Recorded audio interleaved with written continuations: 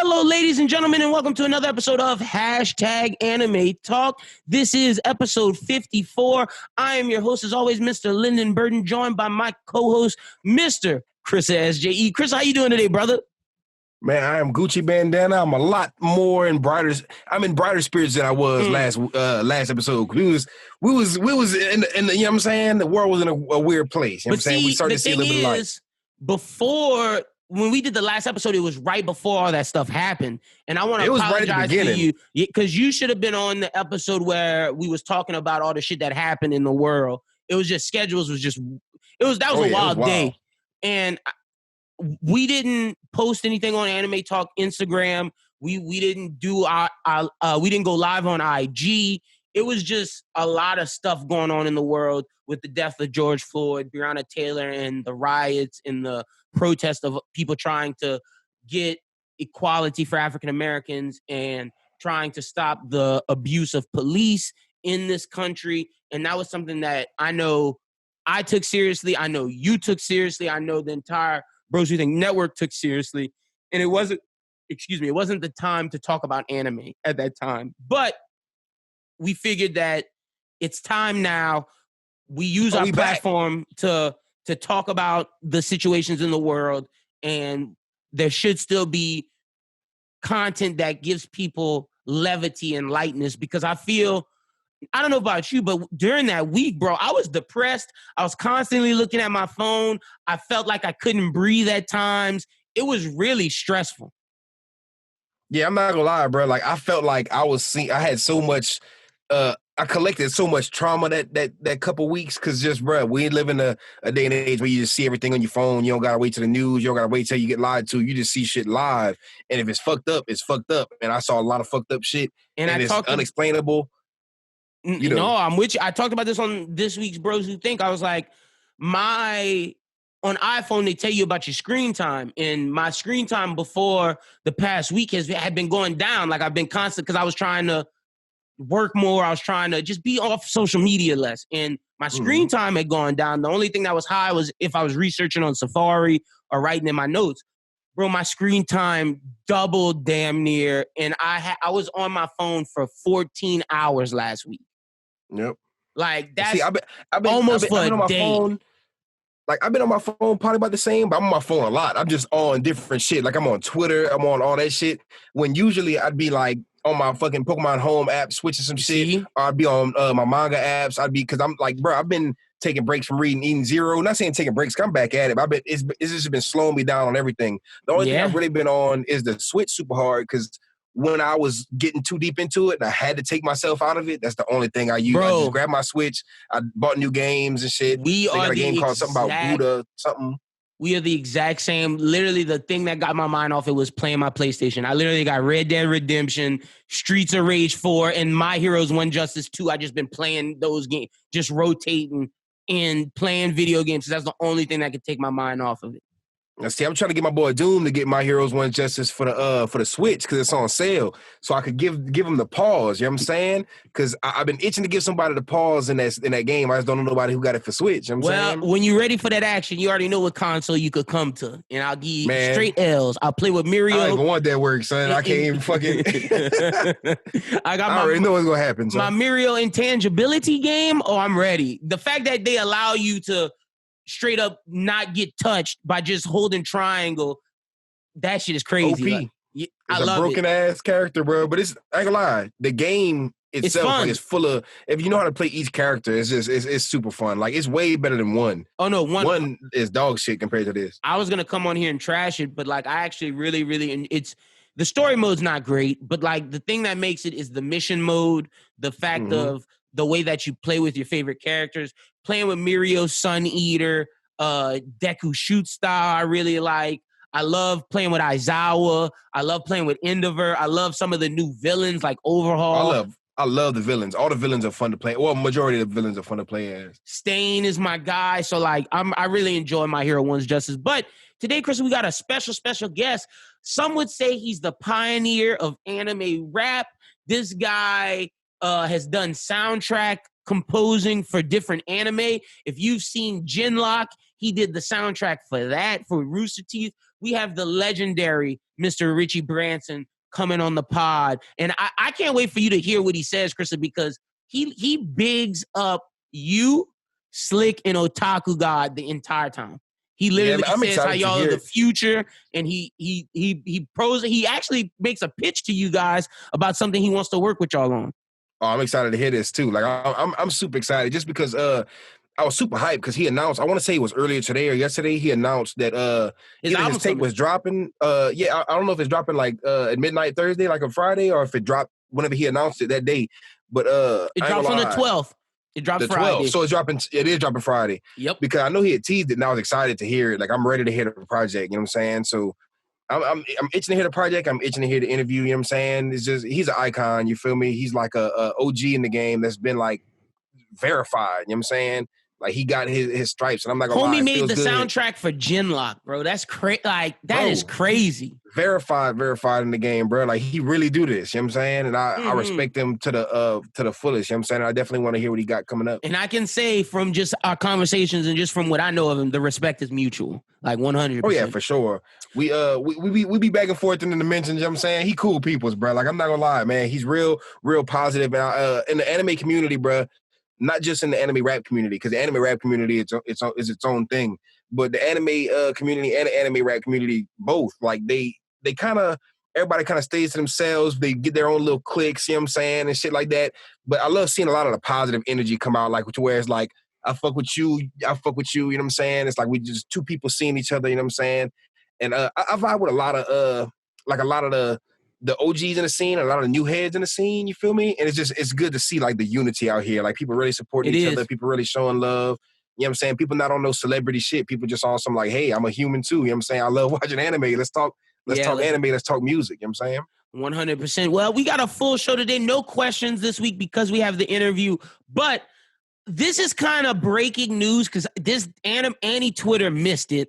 This is something only if you pay attention to movie Twitter. But Variety and Deadline have reported Wednesday that Amazon, yes, Amazon, is developing a live-action series adaptation of the Promised Neverland manga.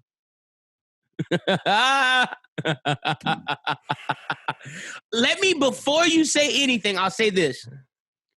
I'm glad it's not Netflix. And we have a story about Netflix later down the line. Amazon has shown that they know how to adapt things. They're not afraid of gore. They're not afraid of grit. They're not afraid of source material. Amazon made The Boys, which is a great representation of the superhero comic The Boys. That is one of the most gory, graphic, R-rated content I've ever seen, and they're going to go with that mentality in it. To me, Amazon may not have the most in terms of quantity of shows, but Amazon has some of the best quality, whether it's The Boys, whether it's Jack Ryan, whether it's The Marvelous Mrs. Maisel. I think Amazon is the HBO of the new streaming era. And when I say that, HBO is still HBO, but HBO from the 90s when they brought The Sopranos and The Wire, and people were like, whoa, what's this new content? That's what Amazon is bringing to the game. Chris, are you excited for the Promised Neverland live-action series? Because this is one of the ones we said could work. So wait, is it North American or is it Japanese? Oh, no, it's Amazon. It's American. Okay. I don't know, man. I just got to see it to believe it. You feel me? I got to see it. Is my shit breaking up? My shit not breaking up? Oh, no, you good now. I was talking about it was unstable. But I ain't gonna lie, man. I want to see what it looks like. I got to see a trailer because I still haven't seen a trailer for the Cowboy Bebop shit. Like, they be announcing all these live action. It's like, it's so hard to get hyped for a live action. And this is my big reason, right? Where is season 2 of the anime? I don't give a fuck about a live action adaptation. Like, that's the thing. How far are they going to go into a live action adaptation? But what you mean? That's when it's dropping? Yeah. But what I'm saying is, how far are they going to go? Is season 1 of the live action adaptation going to be season 1 of the anime? You feel me? Are they going to pass up season 1 of the anime in this live action adaptation? Are they going to adapt more of the manga than the first season? Because I don't want to see this before that and have that. Because I don't want this to be the way I ingest the story. Because I don't read the manga. You know what I'm saying? I mostly watch the anime. So if they adapting it off the manga and they passing up and they're adapting shit differently, I kind of want to get the source material in from the anime before I watch any kind of live action. Well, this was just announced, so I don't see filming happening until next year. So you'll have season 2 before filming starts. Like they haven't even they didn't even start filming that bitch. No, they don't even have casting. They just announced that they have a director and a showrunner, and they're working on the script right now. And they need to go ahead and chill out, man.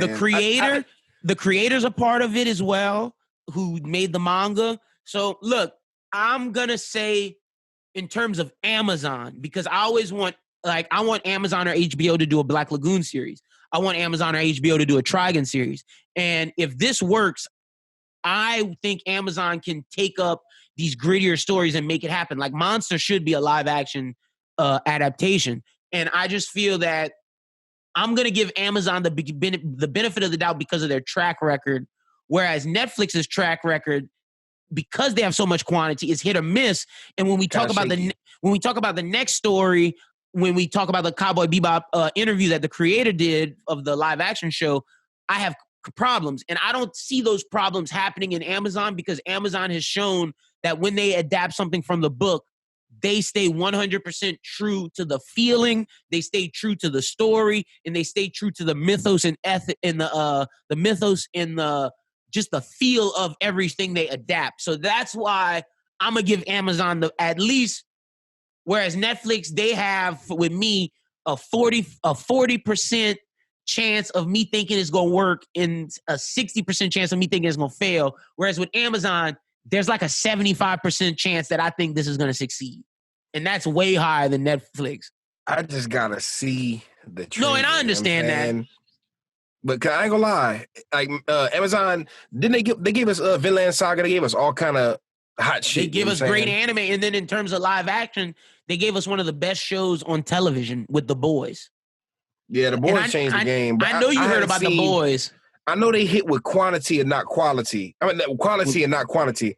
But you know what I'm saying? I hope this hits with that. You feel me? Because I know I don't hear like back to back Amazon shit dropping, but I do hear good shit coming out of the Amazon. And see, that's the thing. They don't have a lot of back to back, but when they drop, it's serious. It hit. It's essential. And I think that's what makes a good streaming service. So I'm excited for this, but I do have my reservations. Before we get to the Cowboy Bebop story, there's a bigger story than that. The Attack on Titan season 4 trailer dropped.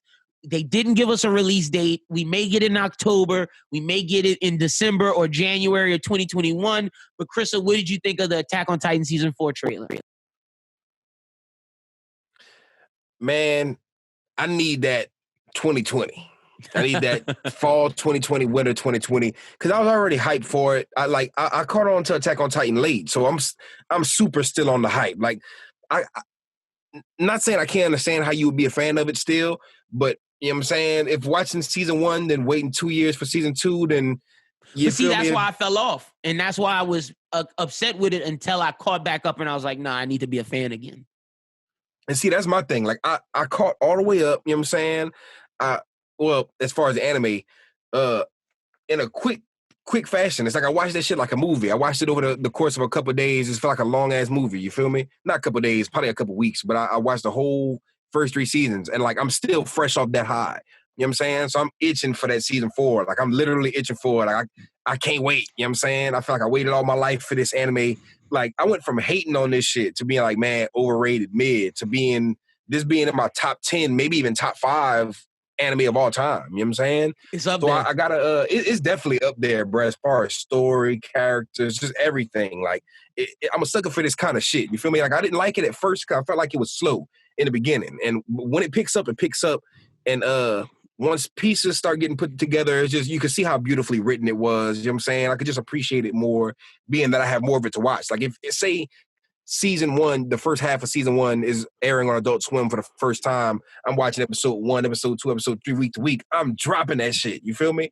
But I'm glad that I took that drop and I came back when we had 3 seasons, and I that's my first time really ingesting it. Because right now, bro, like if they say they announcing, like, you remember how they did season, what was it, season 2 or season?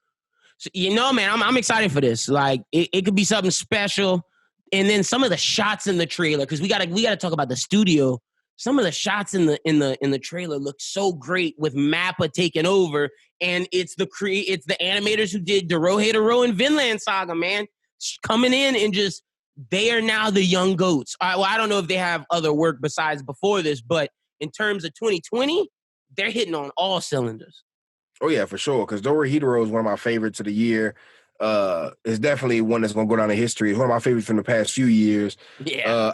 I like what they do with their animation, even though it's like 3D-ish. I like the way they handle it. The way they make it flow, it's Demon Slayer times 10. Like Demon Slayer was more Saga. 2D, but they had some 3D elements, but Vinland Saga and Dorohedoro mainly, the way they elevate 3D animation, it makes people who are scared, who hate 3D animation, who are like us with every other studio that's like, get that shit out of here, boo. With them, it's like, give us more. For sure. Like, I ain't gonna lie, I want to see a lot of that going into the future. I want to see people taking this into consideration when they make theirs, that like, we're not running with the blocky, the OG 3D, the we garbage got this new look. wave. We rocking with the dope looking 3D that looks kind of 2D, but it transitions into the 3D well for the action and shit like that. Some of the scenes in the trailer, like Eren standing over that guy who was giving a speech, that was crazy. Seeing Mikasa's new look, seeing Jean's new look, seeing all the different crew members' new look with that black gear on, their new like secret agent suits. We see the Titans running around. We see a new Titan, this little monkey-looking Titan that's just hopping up. And then when all the Titans are flying from the sky, that's them paying homage to when Luffy was falling from the sky into Marineford. I thought that was dope, them paying homage to Oda and everything.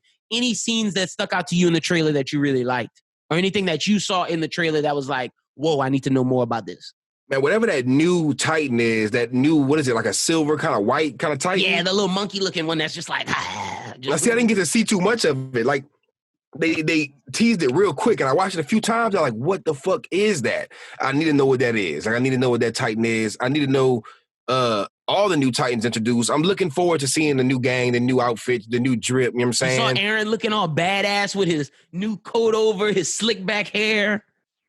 To me, Eren, you know what I'm saying? Eren he looked gangster as hell, you know what I'm saying? But I gotta see more of this. You gotta see the action. The thing is, I'm excited for it. Like, I know it's gonna be 10 out of 10, but it's just like, man, this teaser, it hurt because I don't know when I'm gonna get it. You know what I'm saying? I don't know when, like, like, I don't know what it is with like companies, especially like anime video game companies, and just teasing shit hella fucking early. Like, we got the Jujutsu Kaisen trailer. I don't know when the fuck that's dropping. That's dropping this year? Yeah, no, it's going to drop between November and December. Okay, so we're getting that at Christmas, but like that shit's so far from right now, bro. I think we could get Attack on Titan when they're in October. I think we can, because we're seeing in the later stories, we're seeing some anime come back. I have a lot of dates for when things that started in April are going to come back. So I could see it hitting its release date. I don't think COVID's going to mess it up too bad. Hopefully we get it in October, because if we do, then Dorohedoro has competition for best anime of the year. Oh yeah, for sure. And I'm not gonna lie, Dorohedoro might have more competition too, because we got a lot of guys this year that still ain't dropping. We got a lot of guys we don't know if it's gonna drop or not. You know what I'm saying? But we got some gas on the way, and we got some guys that already is playing right now. Yeah, like the Tower of God and Gleipnir. But I don't know if Tower of God's great, and we're going to talk about, because I really loved what happened in these last couple episodes, but I don't know if it's Dorohedoro great. And like, Dorohedoro's chip leader. I know Jujutsu Kaisen's going to be good, but I don't know if it's going to be that as good. Let me not say as good. Let me not say if I don't know if it's going to be good, because I know it's going to be good. I know it's going to be great, but will it be Dorohedoro levels good? Because the thing is, Dorohedoro is hitting like Cowboy Bebop. It's hitting like one of these ones that you know are generational, one of these ones that are just like, oh, this is going to be in people's top fives in a couple of years.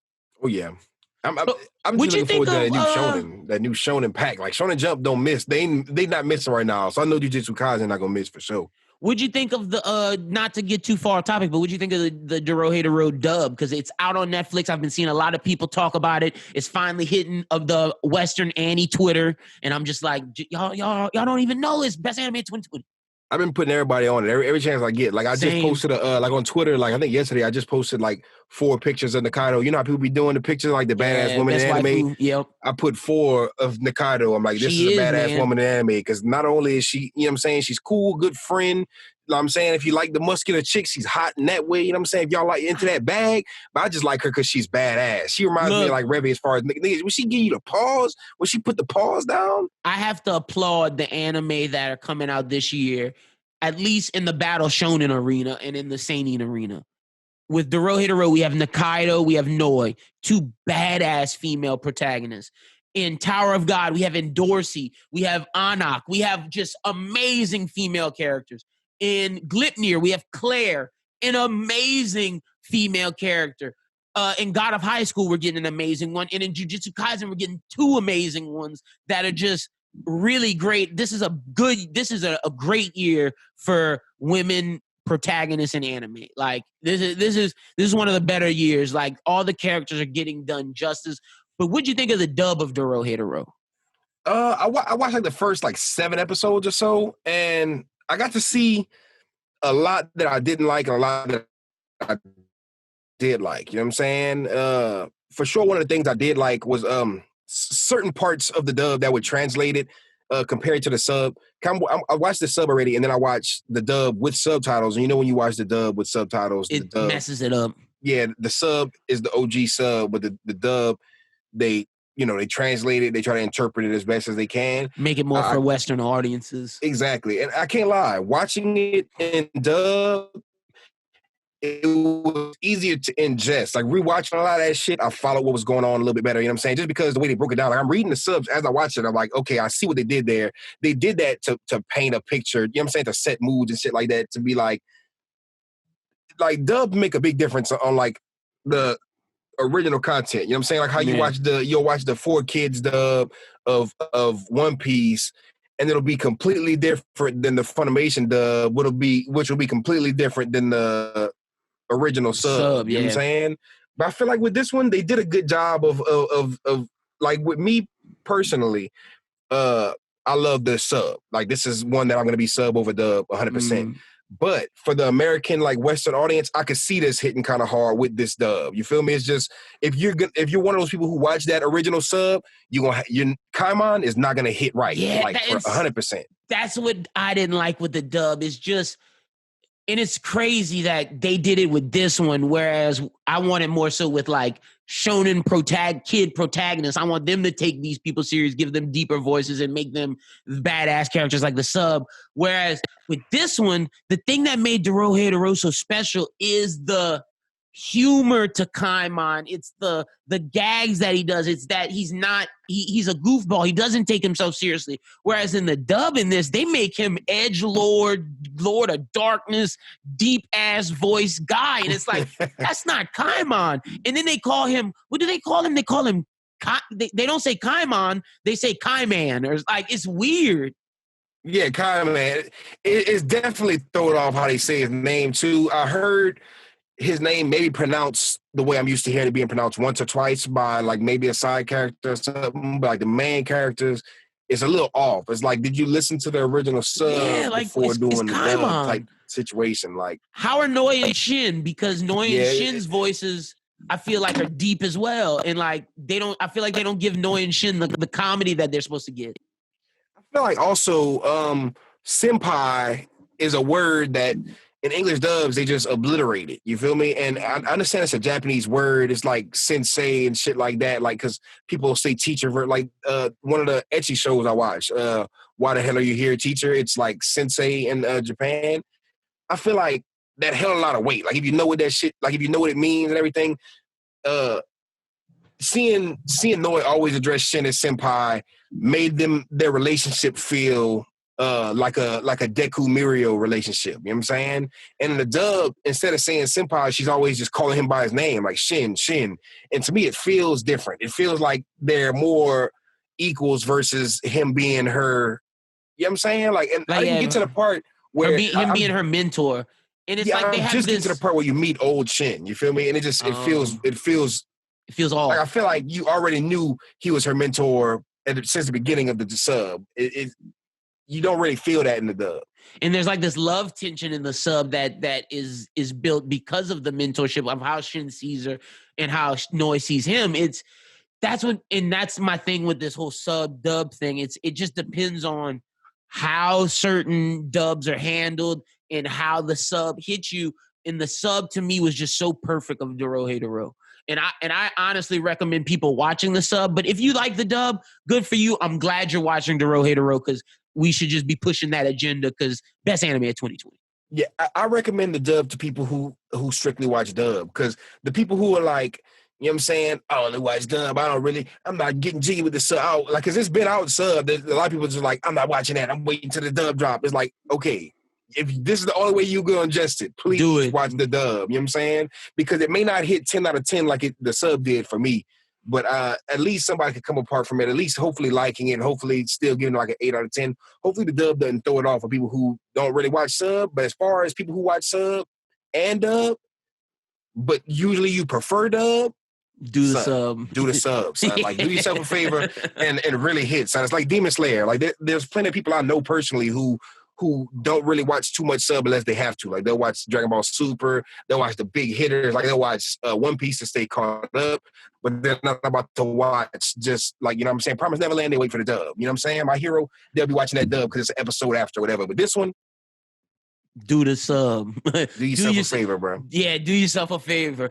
All right, let's get to the Netflix news. Recently, an interview with writer Javier Grillo Marroch over at IO9 revealed even more tidbits about the Cowboy Bebop live action. In the interview, Grillo assured fans that Ein will be a corgi and that the style will be the same, stating, if you're doing Cowboy Bebop, you're doing Cowboy Bebop. There's no in between. He also mentioned how the show would be toning down Faye's suit and not glamorizing the smoking seen in the original series. Grillo has also seen a first cut of the first episode, which he had nothing but amazing things to say. He believes that the series will release the first season as a whole. It is meant to be watched together, especially since the season will have hour-long episodes instead of 23-minute episodes. One of the most exciting aspects of his interview is how he already has written 2 of the series villains, but one of them is one of the many standouts. Who could it be? And as of now, it looks like fans will just have to wait till the release. But he also goes on to say how he expands on some of the lore in the story. He's not taking away from Cowboy Bebop. He's just adding some lore to it, adding more story, more backstory for certain characters, expanding on certain characters. I don't know how I feel about this, where on one hand, I feel I would love to see villains like Perot, the mad clown, who was the dude who was jumped and was the killer in the later season. I would love to see his backstory expounded on. I would love to see more from the harmonica kid and the relationship between the guy who he was controlling and the guy who they killed, who Spike saw. There's certain aspects I would love to see expounded on, but I don't know if we need more Spike backstory. Like, everything that happens with Spike needs to stay the same, whereas you can expound on Jet because Jet didn't get a lot of screen time. I think the thing that makes Spike special to me is he is an example of how your past does not define you. You don't need to know his past. You know he did bad things, but that's not what's important. What's important is the Spike that you meet in episode 1 and that you see at the end of the season. That's the Spike you know. You don't have to know about what has happened to him before. And if they mess with that, I think they mess with some of the pathos of the show. And also, to me, the smoking thing affects me because Spike, the reason why he smokes is because it shows he's a flawed human being. It shows that this is his vice and this is the only thing that can give him some sort of life, and like, not life, but it gives him a sort of relief and calmness. And that's a part of the character. If he's saying that in an interview, I'm going to give him the benefit of the doubt that he's saying it because he doesn't want the community and the PC people to come at him for saying, oh, he's glamorizing smoking. But if Spike doesn't smoke, then that's not Cowboy Bebop. Also, to me, with the Faye thing, I feel like you don't have to say that. You can just do it and then have critics notice, wow, he didn't over-sexualize Faye. This is progressive. The fact that you're harping on that and not focusing on other things has me worried. Something else that just has me worried is he says John Cho exudes cool. And to me, I don't believe Harold and Kumar can exude cool. I don't believe Harold can. Chrissa, I need you to look up a guy named Henry Golding. Just Google Henry Golding on your phone. You can do it right now. I'll talk. If you know who Henry Golding is, ladies and gentlemen, there's no reason on God's green earth that Henry Golding should not be Spike Spiegel. Henry Golding exudes cool. Go watch The Gentleman with Matthew McConaughey and tell me that should not be fucking Spike Spiegel. Henry Golding just is a suave motherfucker, whereas John Cho just tells me Harold from Harold and Kumar, bro. Like, I don't get it. And to me, that's not smart casting. That is just casting for diversity's sake instead of casting the right person for the job. Do you see what this guy looks like? Doesn't he look like Mr. fucking Cool? Yes, dude. Look at that nigga, bro. Like, that's Spike, bro. Like, nah. That looks cool as fuck.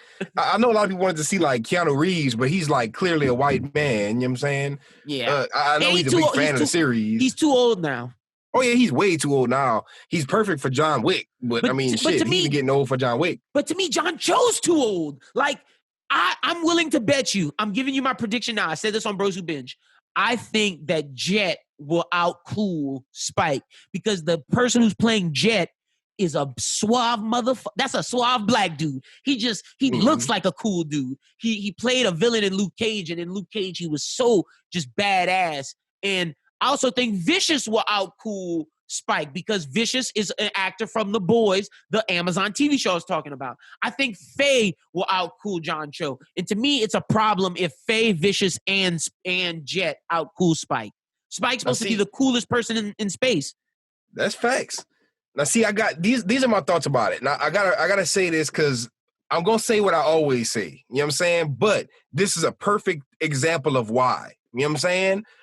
I need to see the damn trailer. Yeah. And this is why I say that all the time, right? Because I love the news. Like, I see the news. I saw something, I think it was something having to do with this, you know what I'm saying, this article. But the way they had worded the headlines and everything, they made it sound like they were trying to kitty Cowboy Bebop up. And I know that's not what they're trying to do. Yeah. I know that's not what they were trying to do, but that's, whenever you give information like this, like, oh, Spike's not smoking, we're cleaning up Faye's outfit, yada yada. See, I don't even think he's not smoking. Like, and that's how and I saw the art. I know which headline you talking about because they definitely made it. The way that person wrote the article was completely different than how Anime News Network wrote it and how because like they made it seem like Spike's not smoking, but Spike has to smoke, bro. He has. That's what I'm saying. Like you giving all that information before giving a trailer, it just gives people like these blog spots, and yeah, it gives these people like just the ammo they need to go off and make these crazy headlines and just change people's narrative of it. So whenever it drops, the expectations are high, but you're already kind of mad because you feel like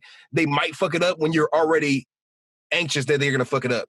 And this is why I always ask for a trailer first, because this is too much information, like way too much. Like when they said, "Hey, we're doing Cowboy Bebop. We're gonna do Cowboy Bebop like Cowboy Bebop. There's only one way to do Cowboy Bebop." That's all he had to say. But Spike's not smoking, but we're Faye's outfit's gonna be different, but we're expanding on villains. You know what I'm saying? Yeah, it's like he better be, like he better fucking be, like you're scaring me right now, dog. Like y'all are scaring me, bro. It's like chill out. Why do you have to say Ein's a corgi? Like exuding cool. Like you saying too much, son. Like I feel like y'all bullshitting your whole way through this. What were you gonna make Ein, a fucking husky or a Labrador, bro? I swear to God. Like that's the only thing. If like you sitting there like, okay, all right, pick one of these facts about the next movie and think what is gonna be fake, and you say it and be like, wait, one of them bitches better be true. Like I know that one of it better be true. The rest of it could be fake. I feel like we playing the wrong game if only one of these, you know what I'm saying? Yeah, it's fake. Like all of them got to be fake except for one, because the corgi's cool, but everything else, and I'm like, I'm not 100% mad at it. Like you said. If we see the trailer and we see Faye, and she's not skimpy outfit Faye that we're used to, you know what I'm saying? And that's okay. Nobody's gonna care. Because we're in 2020 and it's a different era. Like it's gonna be a beautiful thing to see that. But it's to hear it, it's like, what else are y'all doing? It makes you focus on something else because honestly, Faye doesn't have to be over-sexualized because she's a bad bitch in the first place. Like, exactly. The way she gun-totes and just her attitude and just the way she is, she's a great character. She doesn't have to have her boobs hanging out of her shirt for men to care about her. And I'm okay with that, but that's something that I would have much rathered him just do, and then after it's out, have critics be like, wow, isn't this amazing how he didn't glorify Faye and just made her this amazing character? That would have been so much better for him as a person who's a show creator, because now fans are like, wow, look at this guy. And they're talking about him, and that paints a narrative that this guy's good at what he does. Cowboy Bebop's great. But the more when you say this in the beginning, like you said, he's not setting his narrative. People like me and you who do podcasts, who write these articles, are setting the narrative for Twitter and for anime fans. And that's not good because the narrative that's set is not good right now. I just don't like the fact that he's saying all this. I feel like he's trying to warn, like, okay, I got a lot of rapper friends, right? So this is the analogy I'm running with. You know, when your rapper friend shows you a song, he's like, hey, listen to this. And he just shows it to you, and it's a banger. You're like, I love it. But then sometimes they click play, and then they stop it like a second in, like, oh, but wait, it's not mastered. And they click it again, and they're like, oh, but wait, it's really good of a song. Don't get me wrong. The first couple bars, I freestyled that shit. They're like, make a bunch of excuses before the shit even drop. It's like, son, stop trying to warn us and stop trying to prep us for it. Just let us see. Let us do it. We see Faye with progressive outfit, is going to be a beautiful thing. She still has to exude that sex appeal, just like she still has to be a beautiful woman. Spike has to have sex appeal, like how you say that guy is the perfect guy for Spike, but John Cho is like, that's you Harold, saying bro. that, oh, he's looking cool, he's the perfect, like he's exuding cool on the set. It's like, son, stop lying to us and yourself. He shouldn't have to tell us that. Like, honestly, Chris, all they would have to release is John Cho smoking a cigarette by the red plane and just have dun-dun-dun-dun-dun-dun-dun. Give that man a fake cigarette if he's scared to smoke a real cigarette, bro. Like, it's about the imagery. Like, literally just dun-dun-dun-dun-dun-dun-dun, and then like him puffing and says, it is whatever happens, happens. And then just cut black and then say, Cowboy Bebop coming to Netflix. You don't think that would break the internet with Twitter if that happened and John Cho actually looked cool and like everything actually looked right instead of nobody knew he was going to play Spike, Spike prior to the trailer. That would have been a perfect trailer drop. Like, even if, like, I don't know if you've seen a while back, they did like a Mortal Kombat like little teaser kind of thing where it wasn't a full movie. It was like, what, like 30 minutes, whatever, 10 minutes. But it was like they showed Jax and Sonya. It was like a live action Mortal Kombat in like a modern day kind of thing. It was like 2010, I want to say it dropped. But it looked really dope, you know what I'm saying? But they just dropped it as kind of, I don't know if it was like a short or if it was like a teaser to be like, hey, get this GoFundMe to this level and we'll make it into a movie. I think that was a YouTube series, I'm pretty sure. And that I think it looked dope if I'm thinking that right thing. It wasn't a lot, and it did look dope, but nobody had to go on there and say, hey, Jax ain't gonna have his shirt off with a huge metal arm. Sonya is not gonna be in that little green tight outfit. You know what I'm saying? They just let the shit rock and people were amazed. You know what I'm saying? And people hit them. So now you are sitting there saying, oh, John Cho exudes coolness on the set. So now when it dropped, if that nigga don't look 10, if he ain't 10 out of 10 cool, son, I'm calling bullshit. I'm be mad automatically. Oh, I've said that if John Cho's amazing, I will apologize on this show, on Twitter, I will apologize as long as we're talking about the show. But you see, if John Cho is anything like what I think he's going to be, I'm talking shit. Like that, to me, that will ruin Cowboy Bebop. Because Spike, I understand that Jet, Faye, Ein, and Ed all have a role. And don't get me started on Ed. I don't know how the fuck they're going to do Ed. But I think all of them have an important piece in Vicious as well. But to me, they have 50, like all those names I said, have 50% of Cowboy Bebop. You see that other 50% is all Spike. It's on his shoulders. 150%, bro. Like, Spike is Cowboy Bebop. Without executing Spike, it doesn't work. There's no purpose in executing everything. Like, if everything else was perfect, but Spike wasn't, what is the point? Yeah, and then see, that's what I'm worried about, because I feel like Jet is going to be I know in my soul Jet's going to be amazing, and I know they're expanding Jet's character, because to me, if you look at Cowboy Bebop, just because I'm learning how to write TV shows, I'm writing comics and stories, and I'm learning how to be a better writer. And like, just from an objective standpoint, looking at Cowboy Bebop, my only criticism is that we don't get enough Jet. And that's the place where you can add story. Like, if it's going to be an hour long, give Jet like one episode instead of having Spike be the focus or Faye. Let Jet have the focus for 2 to 3 episodes, and that's going to make Jet really cool. But if Spike doesn't work, then it's all for fucking nothing. Also, they're going to be hour-long episodes. Doesn't work. Like, ooh. Oh, I was just saying, it's going to be hour-long episodes, and it's going to be 2 seasons. So they're doing the 26 episodes over 2 seasons, and since they're an hour, they have to add more content. So it's like, some episodes are gonna, instead of, he said some things they're still gonna do the bounties, but they're gonna focus more things on plot between Spike and Vicious. And it's like, what? Like, those are only specific episodes, like 5, and 5 is one, and there's a couple later on, but you can't have like 6 episodes of this 12 season about Spike and Vicious. What makes Cowboy Bebop great is the different adventures that they go on. And it makes him that much more impactful. Just for the fact that you don't know Vicious, like Vicious isn't this long running like villain that's like an arc villain. He's not a you know what I'm saying? He's a feels couple like episodes. Just, and it's the perfect couple episodes too, because it ties everything together. And we get his backstory, like it just works. Yeah, and I'm not gonna lie, some things just work the way they work because of the way they work. You know what I'm saying? Like Dragon Ball Z works because of the amazing fluidity of the Super Saiyan transformation, the amazing fluidity of the animation of the Kamehameha. When you do a live adaptation and you get something like Evolution, it don't fucking hit like it's supposed to hit, because it's like, we love Dragon Ball Z for this. Like when you see Netflix Death Note, whenever you see they turn Light Yagami into Light Turner, 2 polar opposite characters, it's like, son, you took the heart out of what made niggas love Death Note. And to me, oh no, go like ahead, I loved it because like I love watching Death Note because Light Yagami, he was the villain clearly, but he was the protagonist of the story. Like he was the villain, but the main character. And when you watch him, you sit there, you're like, oh my God. Like you want him to go down, but it's an amazing show seeing him it's be like a bad Walter, guy and it's like not Walter losing. White. It's like The Wire. It's like Tony Soprano. You want to see them get away with it, but they're evil people. And that's what Death Note didn't do. They tried to make Light a good guy. But let me give some props to someone who did it right. You see Alita Battle Angel? They did it right. They followed the manga. They put the money into it. And that's one of the best anime live actions. Ghost in the Shell may have been boring because it was too long and it was a beat for beat anime manga adaptation. But they did it right. It felt like Ghost in the Shell. They got the heart right. They just had dialogue issues and pacing issues. That's okay because they got the heart right. And if Cowboy Bebop has no pacing issues, has the dialogue right, has the action, but the heart's not right, the body won't move. Facts. I've just seen like basically, you know what I'm saying? I've seen the Dragon Ball Evolution side, the Death Note side of like trash, of what not to do because you're going too opposite of a direction. Then I've seen what I consider to be, because I haven't seen Battle Angel Alita or you gotta watch that. That shit's fire. And those are probably top tier, you know what I'm saying? Because Battle Angel Alita is the best.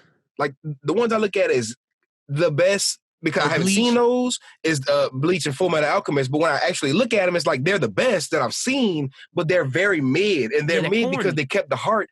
But Full Metal Alchemist had pacing issues. Bleach had weird issues. And they were both great to watch because as a Bleach fan, as a Full Metal Alchemist fan, when I went into those live action adaptations, it got enough right to where I'm like, okay, see, this is decent. You know what I'm saying? Yeah. This is how you don't fuck it up. They just didn't have the budget. Everything else, they just didn't have the budget. They didn't have like with Full Metal Alchemist specifically, that was clearly just a cash grab. They were like, okay, let's stuff as many iconic Full Metal Alchemist moments into this movie as we can. And there's no way no matter if they're in order, no matter whatever. We just gotta tug on them heartstrings. To me, that's so dumb. To me, Full Metal Alchemist is such a deliberately paced, long-drawn series that only works because you get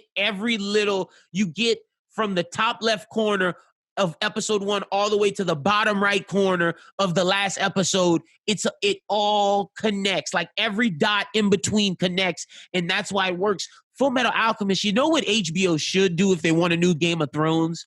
HBO should make a live-action Full Metal Alchemist. That would be amazing. That would be hard. That would be amazing. Like, and see, I think if Amazon's Promised Neverland works, that's something that can happen. Yeah, and like I'm excited to see that too, because I want to see live action get done better. Like, especially with it should work. We have money to do it now. And like, Cowboy Bebop should be a layup. See them ruin. That's what I'm. Because we seen them ruin too many shows. Like if they ruin Cowboy Bebop, it's gonna be a wrap for live action adaptation. I'm not gonna be excited at all when I see them. You feel me? And like they should work. We need them to be good. We're in the golden age of television. Like comic books get it done. Like if a comic book can make it happen, a manga should be able to do it too. A manga is just a Japanese comic book. Like let's stop acting like they're different things. It's all from the same bait. They're all from the same parents. And yes, not My Hero. Yes, Naruto and One Piece are harder because they're more fantastical. I'm not saying make those, but you see something like Full Metal with not a lot of powers, not a lot of like, yes, they have alchemist powers where they make stuff, but that could be done because Game of Thrones showed that type of stuff could be done. I mean, Black Lagoon is just itching to be an HBO assassin show or an Amazon assassin show. And if Cowboy Bebop works, we can see things like Trigon, like Black Lagoons, things that are layups. But when the layups work, that means we can shoot a 3-pointer like Full Metal Alchemist. So if we hit it, we get in 3 points because it's a bang. But if we miss, at least we took the shot. You know what I mean? That only works if this Cowboy Bebop thing is successful. And everything I'm seeing right now makes me think it won't be. But if Promised Neverland is successful, then we'll be okay. I think one of them's going to work, and I think one of them won't. I hope people are learning from I hope they both work, though. If you had to say right now which one works and which one doesn't. With all the information that they keep shoving down my throat from Cowboy Bebop, I want to say Promised Neverland. Like if they just said, hey, Cowboy Bebop live action adaptation on the way, I'm picking Bebop. I'd be like, Cowboy Bebop. But all that information they gave me and the lack of information I have of Promised Neverland and the only information I have of Promised Neverland is that it's Amazon. I'm pretty excited to see. Same. I'm rocking with Promised Neverland as well. And because the thing is with the first season of Promised Neverland, it'll be a horror series. Like season, that's gonna be crazy, man. Like with all the jump scares and you could make the demons look so, you can hide them in shadows and make them look so grotesque. Like, that's gonna be fucking great. Like, yeah, because I'm not gonna lie, the jump scares in the anime and the manga hit super hard, and jump scares are live action is jump scare bags. So whenever that's what you do. The jump scares in the fucking like, bro, the tension in the anime was wild. You know what I'm saying? Like, and you remember we said you just cast the Stranger Things kids. Oh, they're gonna get some fun. Like, this is gonna be great. Like, I'm ready. Like, give me 11 as Emma. Perfect casting. It's gonna be pretty badass. Like, I'm excited to see this more than I'm excited to see Cowboy Bebop. any other live but action. Man, a lot of them live action scare me. Like the One Piece one scares the shit out of me, bro. Oh yeah, no, that's the one that I'm terrified the most of. That one and Naruto. I don't know which one's worse because Naruto has tail beasts, but the thing is, One Piece One Piece scares me more than Naruto. I don't even know who I'm kidding. Like One Piece is fucking terrifying me. But we need to start a hashtag HBO make Black Lagoon or Amazon, like Black Lagoon for live action. That's what needs to be the hashtag, Black Lagoon for live action. Because that could work, bro. That could really work if they do it right. Y'all want diversity. Y'all want strong female leads. You want strong Black leads. Black Lagoon is the thing to do. You have a female lead. You have a Black male lead. You have an Asian male lead. You have a white male lead. You have a white female lead. You hit all the different. There's a Latino male in the show. Like Black Lagoon is diversity cream. Like it's diversity cream pies. Like it's what you like. You take that bite and you get burst with just the flavor. That's what Black Lagoon is, and it's a layup, and that's what America can do. Bounty hunters, no powers, and not even in space, in just normal a world. Oh, that would kill. That would fucking kill. This is America's live action bag. They should have been adapted this. They should have adapted this before they adapted Ghost in the Shell and Battle Angel Alita. Yeah, this is some shit that they know will work. If this is a Netflix series, it'll bring more attention to. But I don't even want it to go to like fuck Netflix. Like I need Black Lagoon to go somewhere where they can give me the gore and give me the like. I want all of that because like and let me say this: Netflix did The Witcher amazing, but for every Witcher there's a Death Note. There's so much bad shit, and that's what happens when you have so much quantity, where you focus quantity over quality, and that's why I fuck with Amazon and HBO. But next up, we got, this is a big one. Oh, no, it's not. We're not there yet. Okay, this is the list of shows that are coming back. Food Wars will be back on July 3rd. That's when the new episodes will begin. No Guns Life, the second part of season 1, will begin in July as well. And Operate Randman will premiere the new episode on July 3rd. So those 3 are coming back. Hopefully Millionaire Detective will be back in July, because if those are back, summer's going to be amazing with God of High School and Fire Force, with Operate Randman, Food Wars, and No Guns Life. I'm so ready for the second half of No Guns Life. Yeah, shit's gonna be raw. Shit's gonna be we're gonna be back. We're gonna be back in the mix. I didn't even know all those were coming back. Yes, sir. I got you, brother. I got you covered. And the final story today, this is one that I put last because this is something that we need to talk about. So, in Japan, laws are about to officially affect on the first of the new year. This is new piracy laws, new manga leech site laws. Basically, leech sites will be banned on October 1st. This year, October 1st, they go into effect the first of the new year. So I'm guessing leech sites will start to get banned October 1st. But then if they're there at the first of the year, then this will take effect.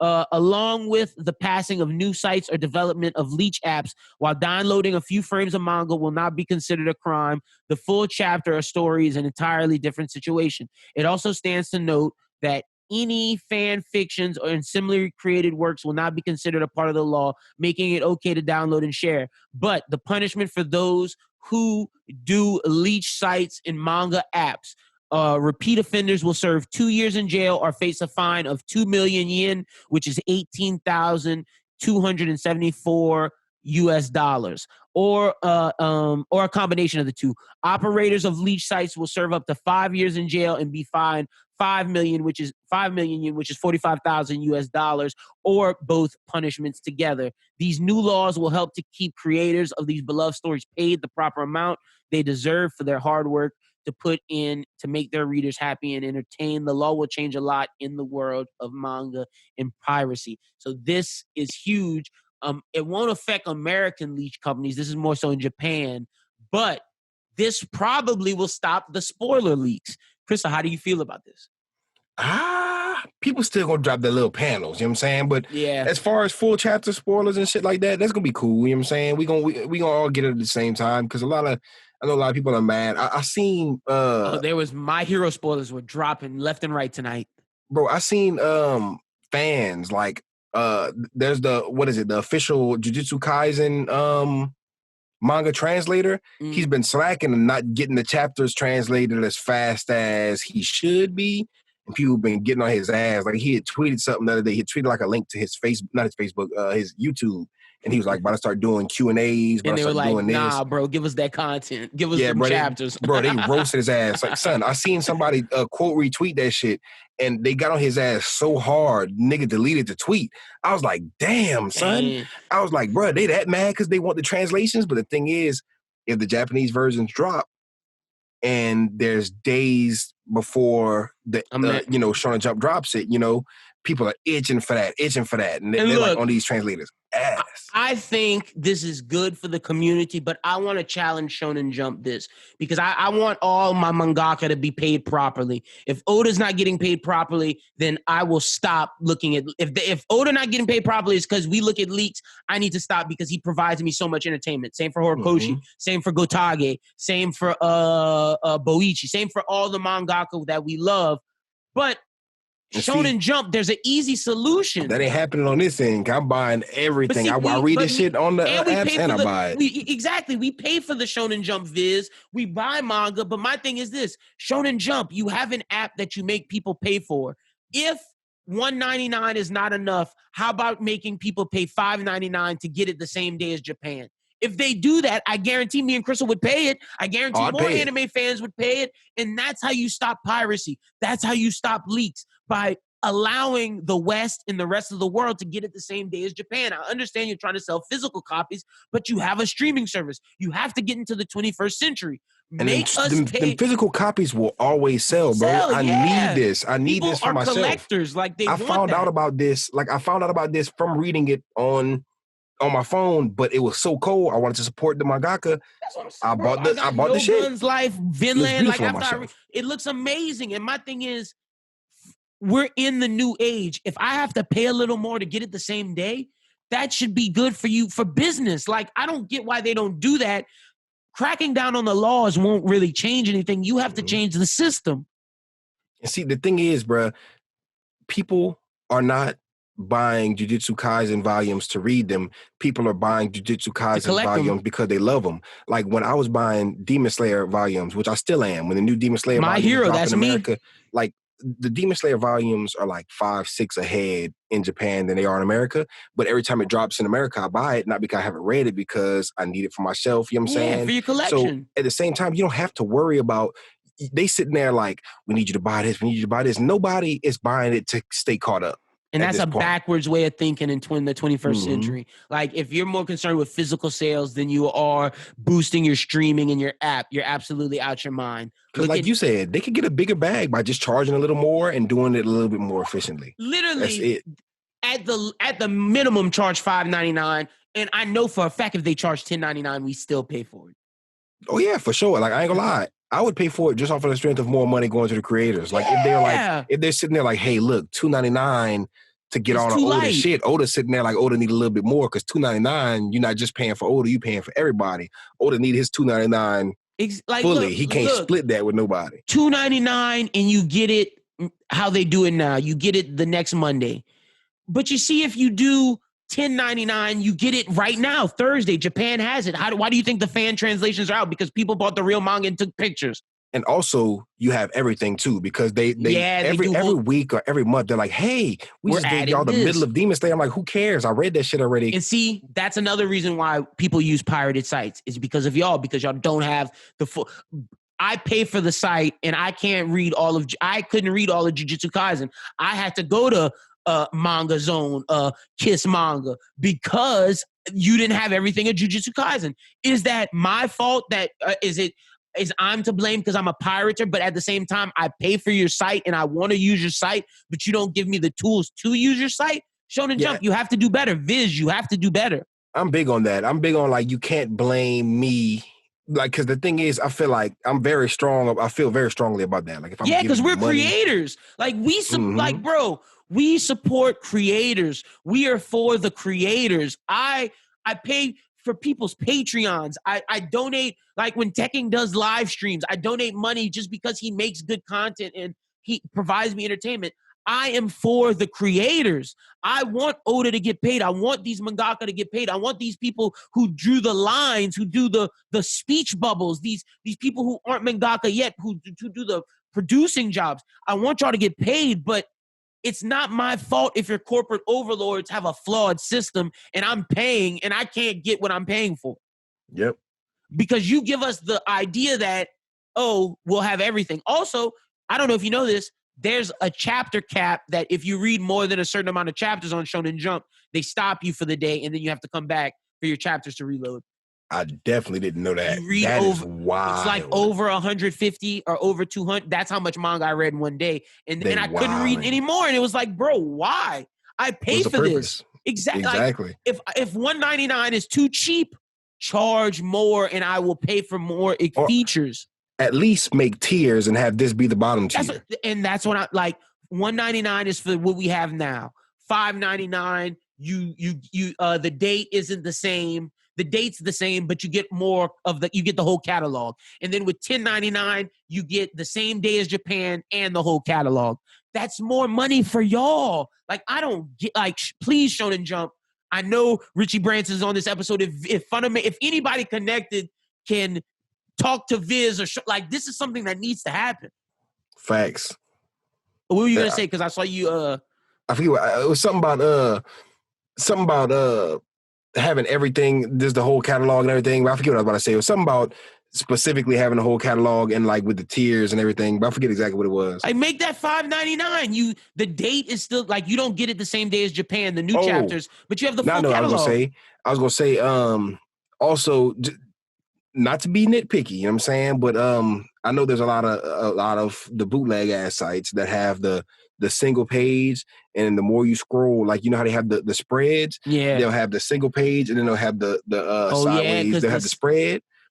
Shonen Jump, they don't do the spread. You have to like scroll back and forth to see the whole spread. I want to see the whole spread. Sideways to see the full spread?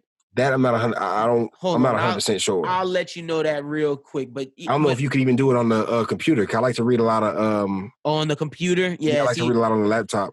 I don't even attempt to read on my computer. My ass just straight up on the phone.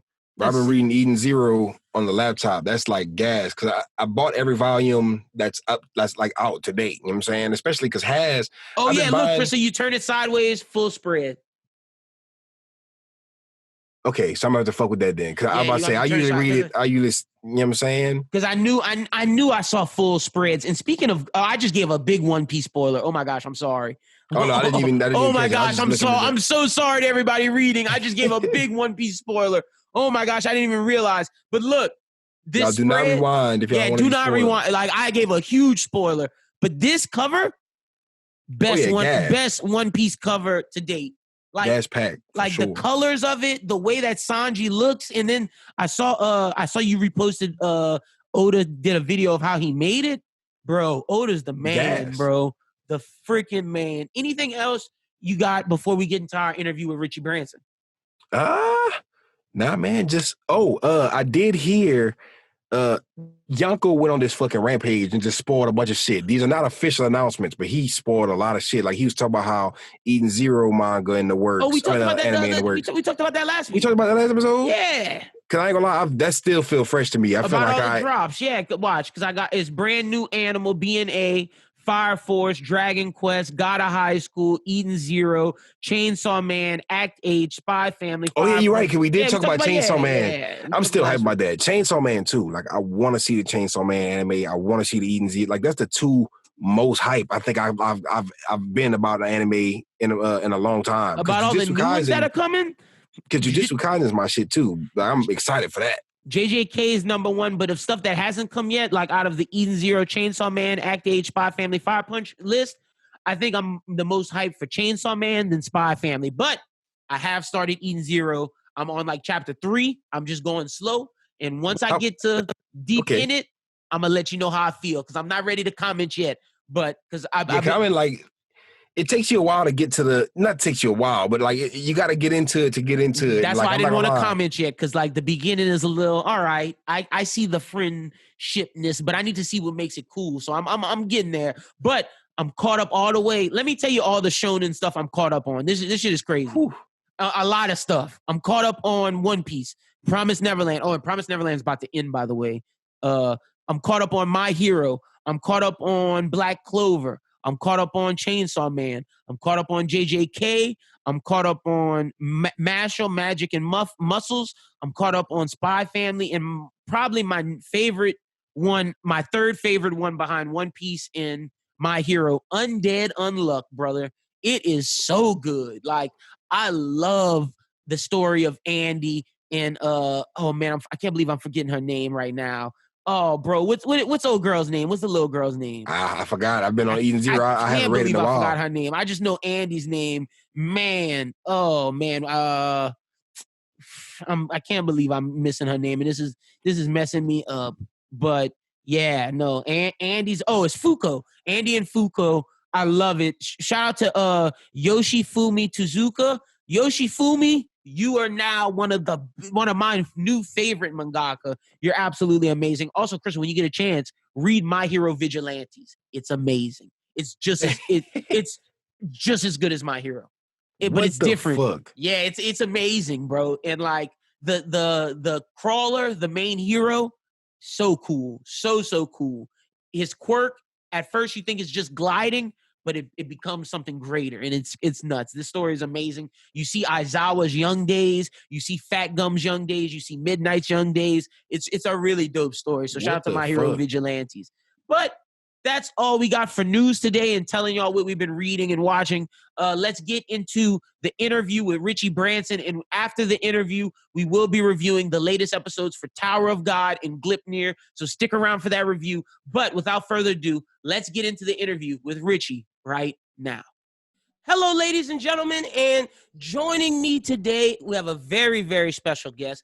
Some would say, and I have to agree, he is the one who originated this anime rap stuff. He is the first. We're joined by the legend himself, Mr. Richie Branson. How you doing today, Richie?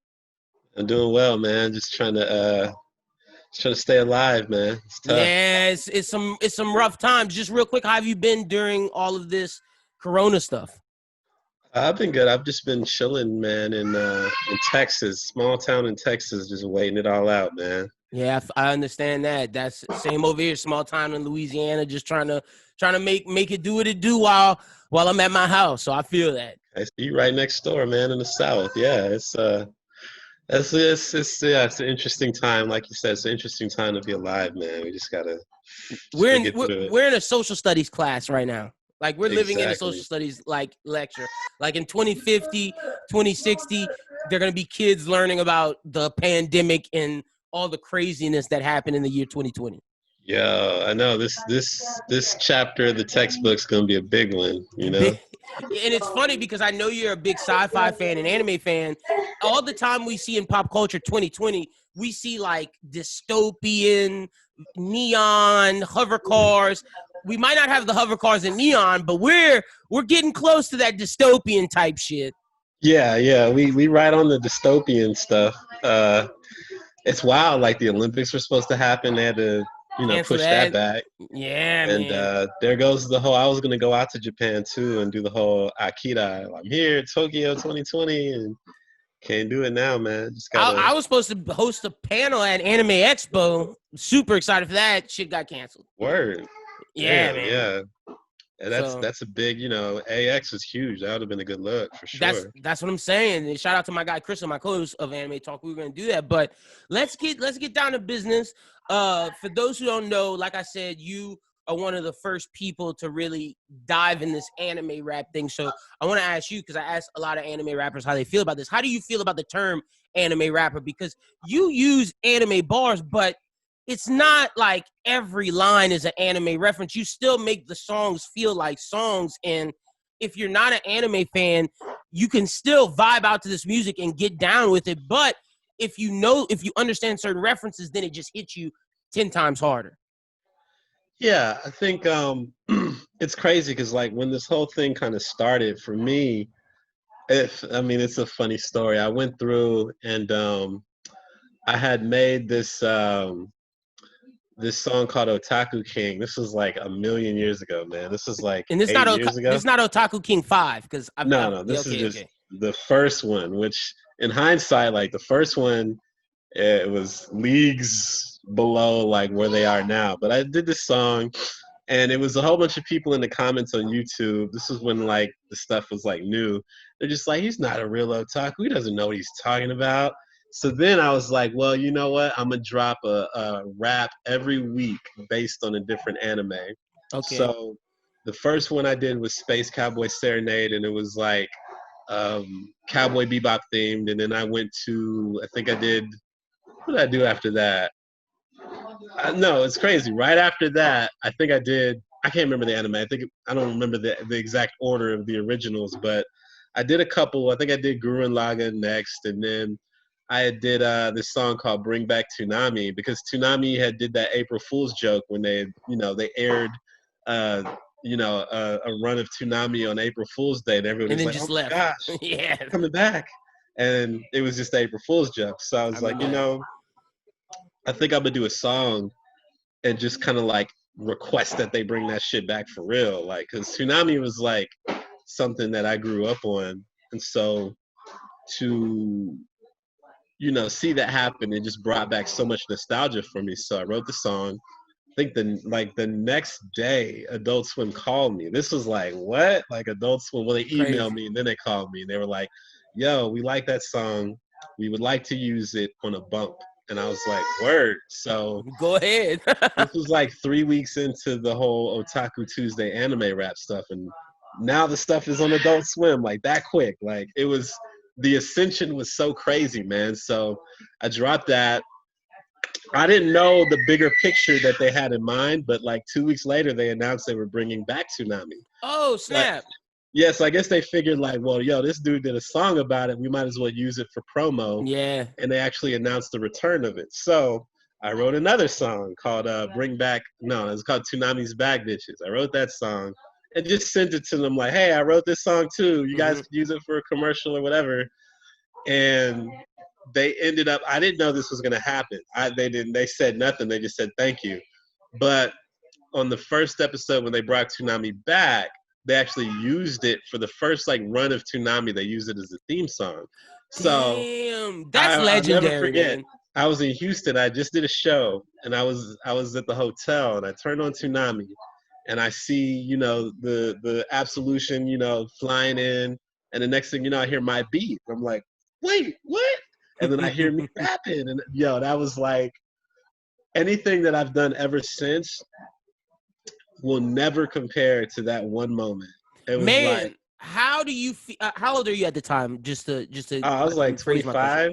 Okay, so I'm old as hell. So. Being a 25-year-old who grew up with Toonami and understands like without Toonami, Americans might not be anime fans like we are today, and knowing the legacy of Toonami, how important was that for you for when they get back, that it's like, yo, my song gets to be the theme song, and whether or not this is the case or not, whether or not you're the reason why they brought it back or whatever, but in the lexicon of things, you send them the April Fool's song, and then they come back, and then the day it comes back, your song is the theme song. How does a 25-year-old you feel in that moment? It was I've never felt the same since. I've had a lot of crazy successes happen since then, but that moment will always like supersede everything else I've done, because it was like, you know, it's like if you're a kid and you grew up wanting to be in the NBA, then all of a sudden you get to play one-on-one with Jordan. Yeah. Hey, Bubby, what do you got? So sorry, that's my son. Oh no, you good, man. But that moment, it was just like that to me. It was one of those moments where I got to be a part of something that I grew up idolizing. And so for me, that was, I don't know, man. Like I said, it was like I was drunk when it happened. I was so drunk in the hotel room, and to see that happen, it was like, wow, this really came true, you know. And after that, I actually got to produce some beats for some Adult Swim Toonami bumps. So like even to this day, like you be watching Toonami and you just randomly hear Richie Branson beat on there. Like that's litty. So there's some other things I want to get to, but let's bring them back for the people that don't know who Richie Branson is. Tell us how you got into rap. Give us your little, you know how in the back of the books they have the little blurs. Give us your little story to get us up to date on how you got into rap, and give us some of your influences. Okay. So while I'm moving, I'm gonna relocate this party upstairs. But the way I got started was I was a producer first. So I started as a music producer. So I was making beats, and eventually me and my cousin, we started a production company called Red Prodigy. Okay. And we were just making beats and doing that whole thing. Let me cut this fan down real quick so you can hear me better. Sorry. Oh no worries. Yeah, I'm hiding out with the fan, man. It's I get it. A lot going on. But anyway, so I was living in San Antonio, Texas at the time, just making beats, doing all that stuff. And eventually we linked up with this artist named Bone, really dope artist, and we were producing beats for him. And he ended up getting a record deal with Def Jam. So all of a sudden, you know, we go from a situation where we were like, nobody's just making beats, and now we're actually making singles for someone at Def Jam. Exactly. So first single dropped, it charted Billboard, it did very well. And next thing you know, like our whole lives were about to change, man. Like we were looking at Lambos and just kind of really feeling like shit was about to be different. And all of a sudden we realized we had signed a bad production contract. So like we literally went through a situation where, you know, we thought we was about to be rich and famous as producers, and next thing you know, like we were pretty much assed out on whatever money we thought we was gonna make. So that sucked, and went through a period of time where I was real depressed about it. And then eventually I said, fuck it, I'm gonna just start rapping on my own beats. Now I was a trash rapper when I started, and a lot of my peers were like, man, you should just stick to making beats, bro. Like, leave the rapping for the professionals, man. And so like, I understand. That's just how it is when you're first starting out. But eventually, you got to get your 10,000 hours, man. You like, that's the thing. Like, I'm glad you stuck with it, because if you didn't, then some of the things that you've accomplished doesn't get to happen. It's like, just because you're not good at something at first doesn't mean you can become good at it. Exactly. So for me, it was exactly that. So I got my practice in, started, really just sticking to it. And I went through this phase where I was making just trash, like pop rap music. And if you really search on YouTube, you'll find this shit. And it's so terrible. So if you guys want to know about that, just search Richie Branson and you'll see it. But eventually, it's crazy. I was actually playing Star Wars The Old Republic, right? Okay. So I'm playing this game, one of my favorite games at the time. I'm addicted. I go to take a shit, and while I'm shitting, I hear the theme song playing while the game was paused. And the theme song was real dope. Like, it had this just crazy just vibe, and I was like, I have to sample that. So I made a beat sampling it, and then I decided, like, nah, I should really rap on this shit. I'm a huge Star Wars nerd. I love Star Wars. So for me, it was the first opportunity that I ever had to really be able to rap about what I wanted to rap about, as opposed to just rapping just for the sake of rapping, manufacturing music that people in the industry I thought would want to hear, right? So I put it out, and this is when like video game and anime rap was so new that it ended up getting on a whole bunch of game blogs. And I was like, oh, this is dope. So like, I think it got like 20,000 views in a day. Really? Far more than anything else I'd ever put out. And I was like, damn, okay, maybe I should be myself more often. Yeah. So I dropped a whole mixtape about Star Wars The Old Republic called Cold Republic. And it did pretty well. Like, a lot of people was feeling it. I was getting my subscribers up. So then I was like, you know what? Let me actually shift gears. This was 2012, around February. I was like, let me shift gears and start rapping about what I really love, which is anime. So I I dropped this Gundam rap song called Wing Memories, sampling I think Just Communication from Gundam Wing. It was dope, man. I still love that song. I don't like the genesis of anime rap was kind of corny, like in terms of just like, it was kind of a mix of a lot of things. Well, it didn't get corny to me. Like, that song actually wasn't corny, but the corniness to me was when I was like, let me like exclusively do book report. Like, let me rap about this whole anime from beginning to end type shit. And that's like, all right, it was cool. It was cool for the time, and I love doing it. Don't get me wrong. But eventually, I kind of like had to grow out of that a little bit as a lyricist, because it's like, to me, it's one thing to rap from the perspective of Zex Marquis, which that's my guy, man. That's the first song I did that with, where I was actually rapping in character, was Zex Marquis. So I'm doing this Zex rap, and it's dope. I still love that song to this day. It's called Marquis Dreams.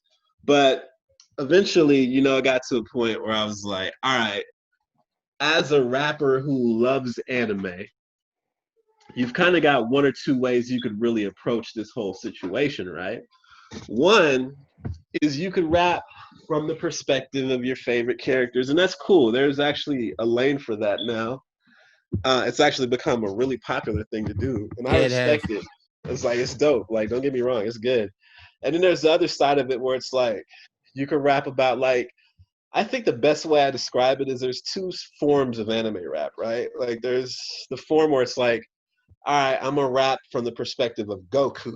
Yeah. The whole song's gonna be me as Goku, and I'm gonna talk about whooping Frieza's ass, being in that hyperbolic chamber, coming back after I got killed by the heart disease, and going Super Saiyan 3 and beating Vegeta's ass when he had the Majin M on his forehead. Like, yeah, you could do that. Or I could, like, you could treat it like that, or like what I try to do now is I try to make music as if like me and you were just chilling, you know, at the crib, shooting the shit, smoking weed or whatever, and Dragon Ball Z just happens to be on in the background. Yeah. You know what I'm saying? So you get like more of a vibe. Like, I realized that I wanted like my audience to like know who I am in the context of like anime and shit. So it's like, that's why now, like, my bars are more, like you mentioned, they're more about me. Like, you're getting to know me. We're shooting the shit. Yeah, I just happen to like anime. So we look at the song, and you might see a fucking, you know, Initial D poster in the room, or a fucking, you know, Gundam Wing might be playing on the background. And those will end up being incorporated in the song as bars. But you know, I felt like as an artist, I wanted people to know who I was, what I like to do, the shit I like, you know. Be more introspective. Because I honestly, not to cut you off, I think the way that you're talking about is the better way. Because when you look at anime rap, the other way is kind of the way that's like parodies almost, and it's like it's not taken seriously by the industry. It's not really taken seriously by anime fans. It's kind of just something that, oh, this is cool, but I'm not gonna play this in my car. It's like a one-time instance, and I think we see with people like you, Chrissa SJE, Otaku God, Slick. Niggas is dope, man. Yeah, man, those my niggas. Like, they turned it into this where it's like those 3 dudes you just named, bro. Like, no bullshit. Like, cause like I said, my background originally was like on industry shit, like really producing, having an ear for what was hot in the industry. Them 3 dudes, yeah, they are going to be the bridge that really takes this shit from sort of this like bubbling community on SoundCloud, Twitter, and YouTube, and into like some shit where it's like niggas gonna have Lambos and shit, like no bullshit. And like, can go I really tour. believe in them like that. No, and I think the wave that you started with that way, and it leads to growth and seeing these guys and seeing the new culture. And I think that's the way that anime rap needs to be, instead of I rap from the perspective of I'm Goku or I'm Vash the Stampede. Yeah.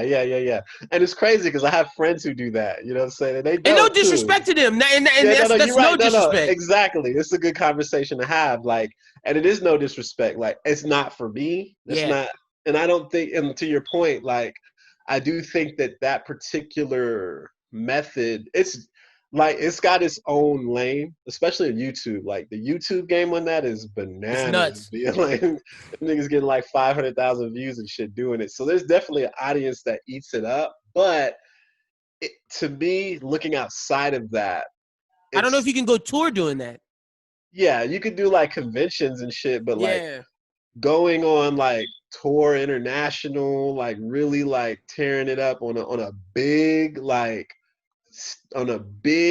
just, I don't know how to describe it. It's not like it's not big. Like, some of these dudes got a lot of followers and subscribers, but that clout is limited. It's very limited to the platform that they're on. Yep. Is the best way I could say it. Like, for what I'm trying to do and what I see the new wave as being is like, it's not limited to one platform. It's like you could, and I know like there's a struggle with it, because when I was doing that shit on YouTube, and like it was kind of that rat race. Like, YouTube specifically is a rat race in that you have to play to the algorithm. So every week you got to drop some new shit, and you kind of force yourself into that, like, all right, I'm catering to this YouTube audience I built, and you kind of get stuck.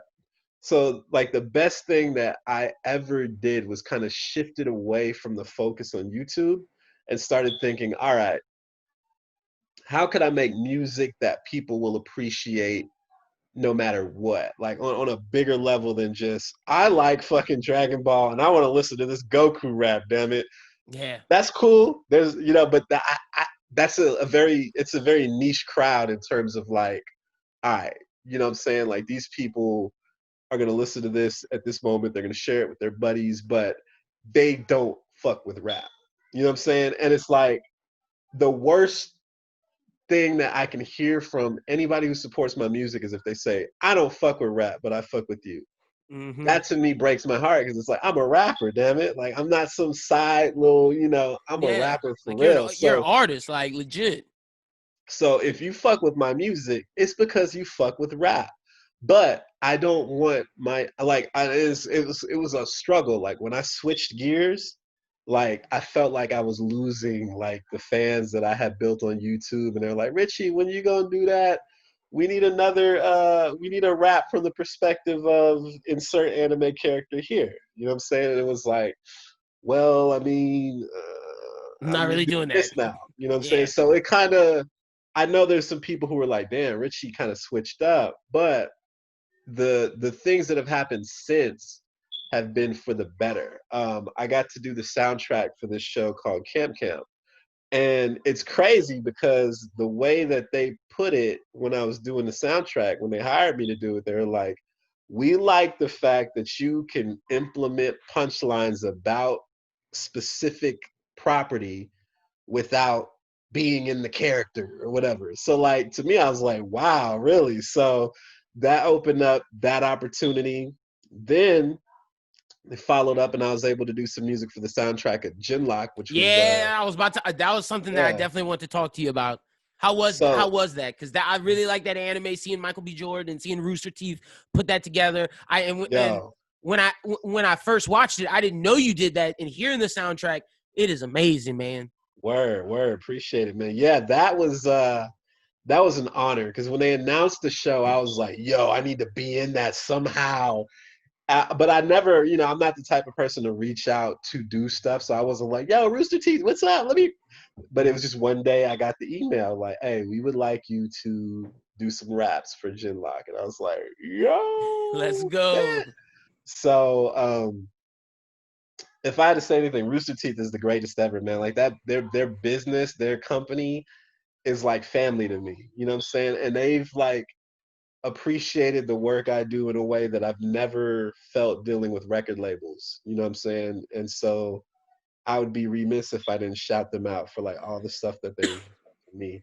But suffice to say, like, yeah, like they specifically want shit that sounds dope but is not in universe, if you will. So that was validation for me to say, well, damn, yeah, the switch up was worth it. Yeah, what I'm doing is kind of saying, all right, you know what I'm saying?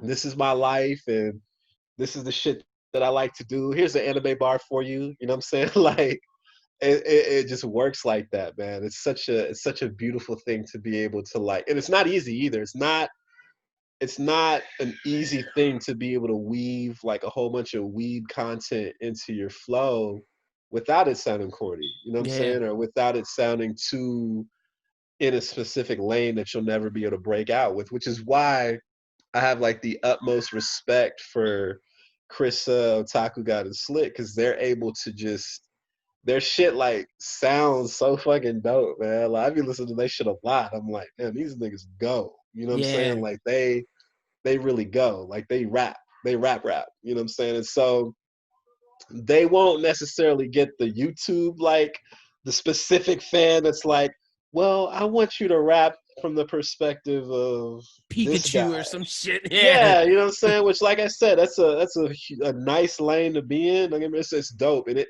takes a whole other type of talent to be able to pull that shit off in a way. It just depends on what your dreams are. Yeah, it just depends.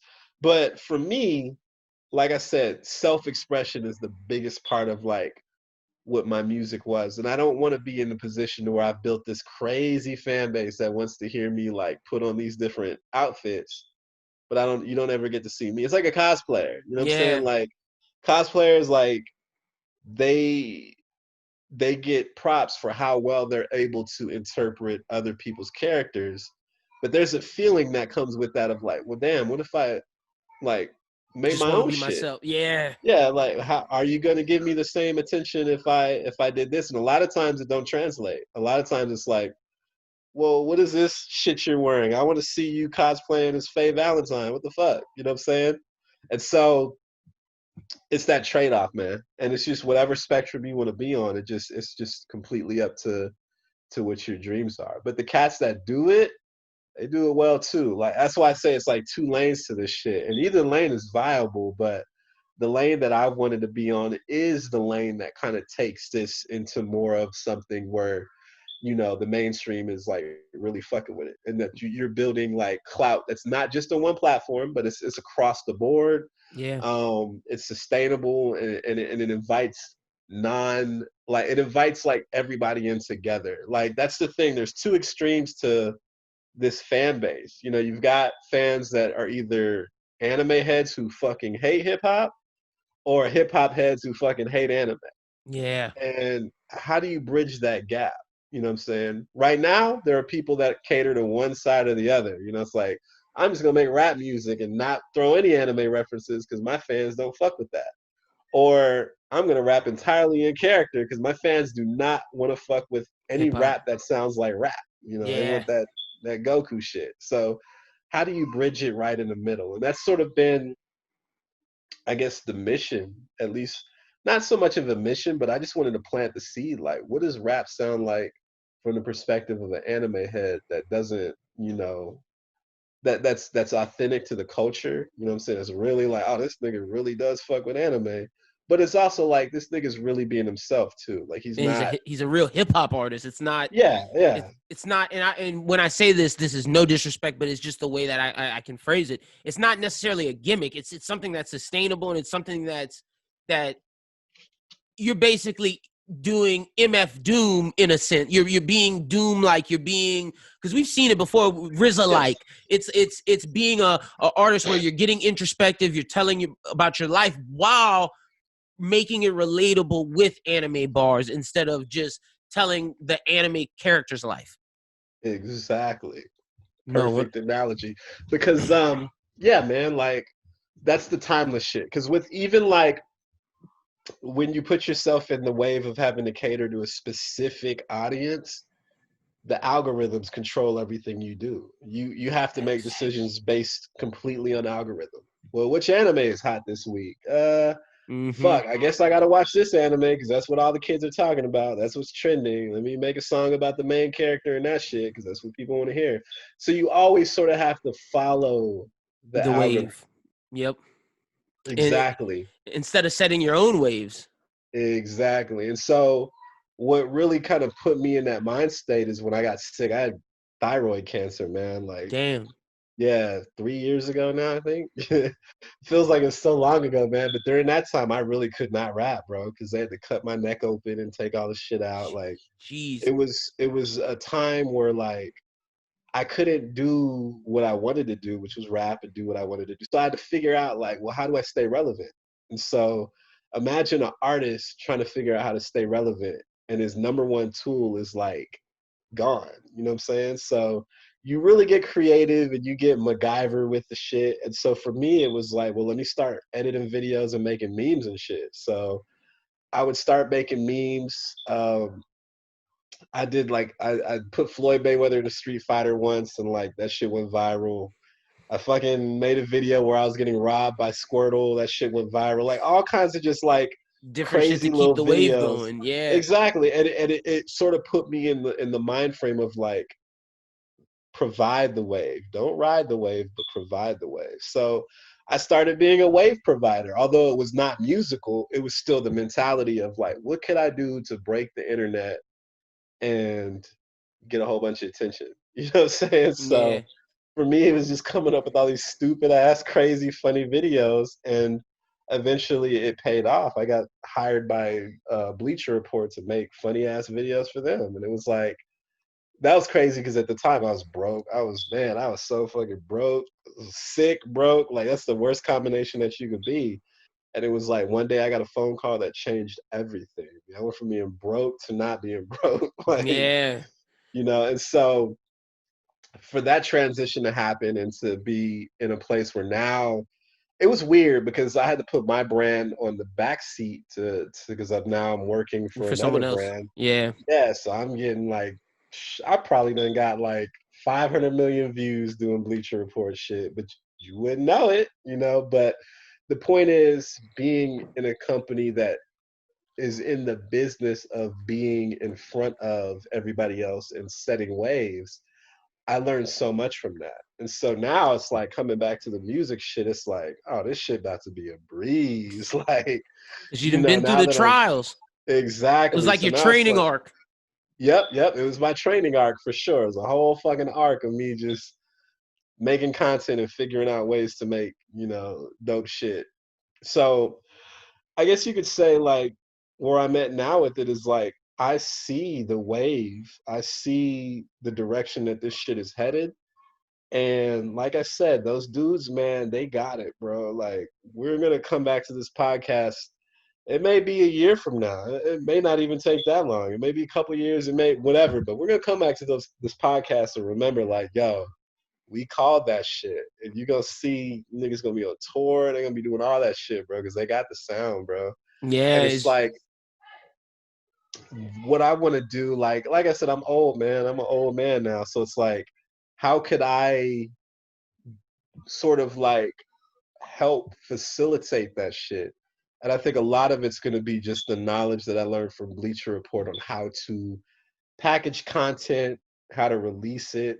And like, if nothing else, man, I just want to drop that knowledge on them. You know what I'm saying? Like, yeah, we'll do records. We're gonna do some records together too. But like, the main thing is, I just want to tell these dudes, like, hey, this is the key. This is the blueprint on how you can get your shit out and like really make waves. Because they have the type of sound that'll definitely get attention, you know, definitely get blog placements, all that shit, man. Like, they got it. So it's like just focusing the fire in the right direction, you know? And being that Master Roshi for Goku, being that Urahara for the Ichigo, being the Jiraiya for the Naruto of these each three individuals. No, that's dope, man. I really fuck with that. I want to ask you, because, and this is something, while we're talking about dropping gems and stuff, I want to ask you, what advice would you give? Because you were honest and said about being in that fucked up producer contract, and that's a lot of conversation that's going on right now in hip hop, is about fucked up contracts, not owning your masters, getting in 360s. We saw what happened with Meg Thee Stallion and that deal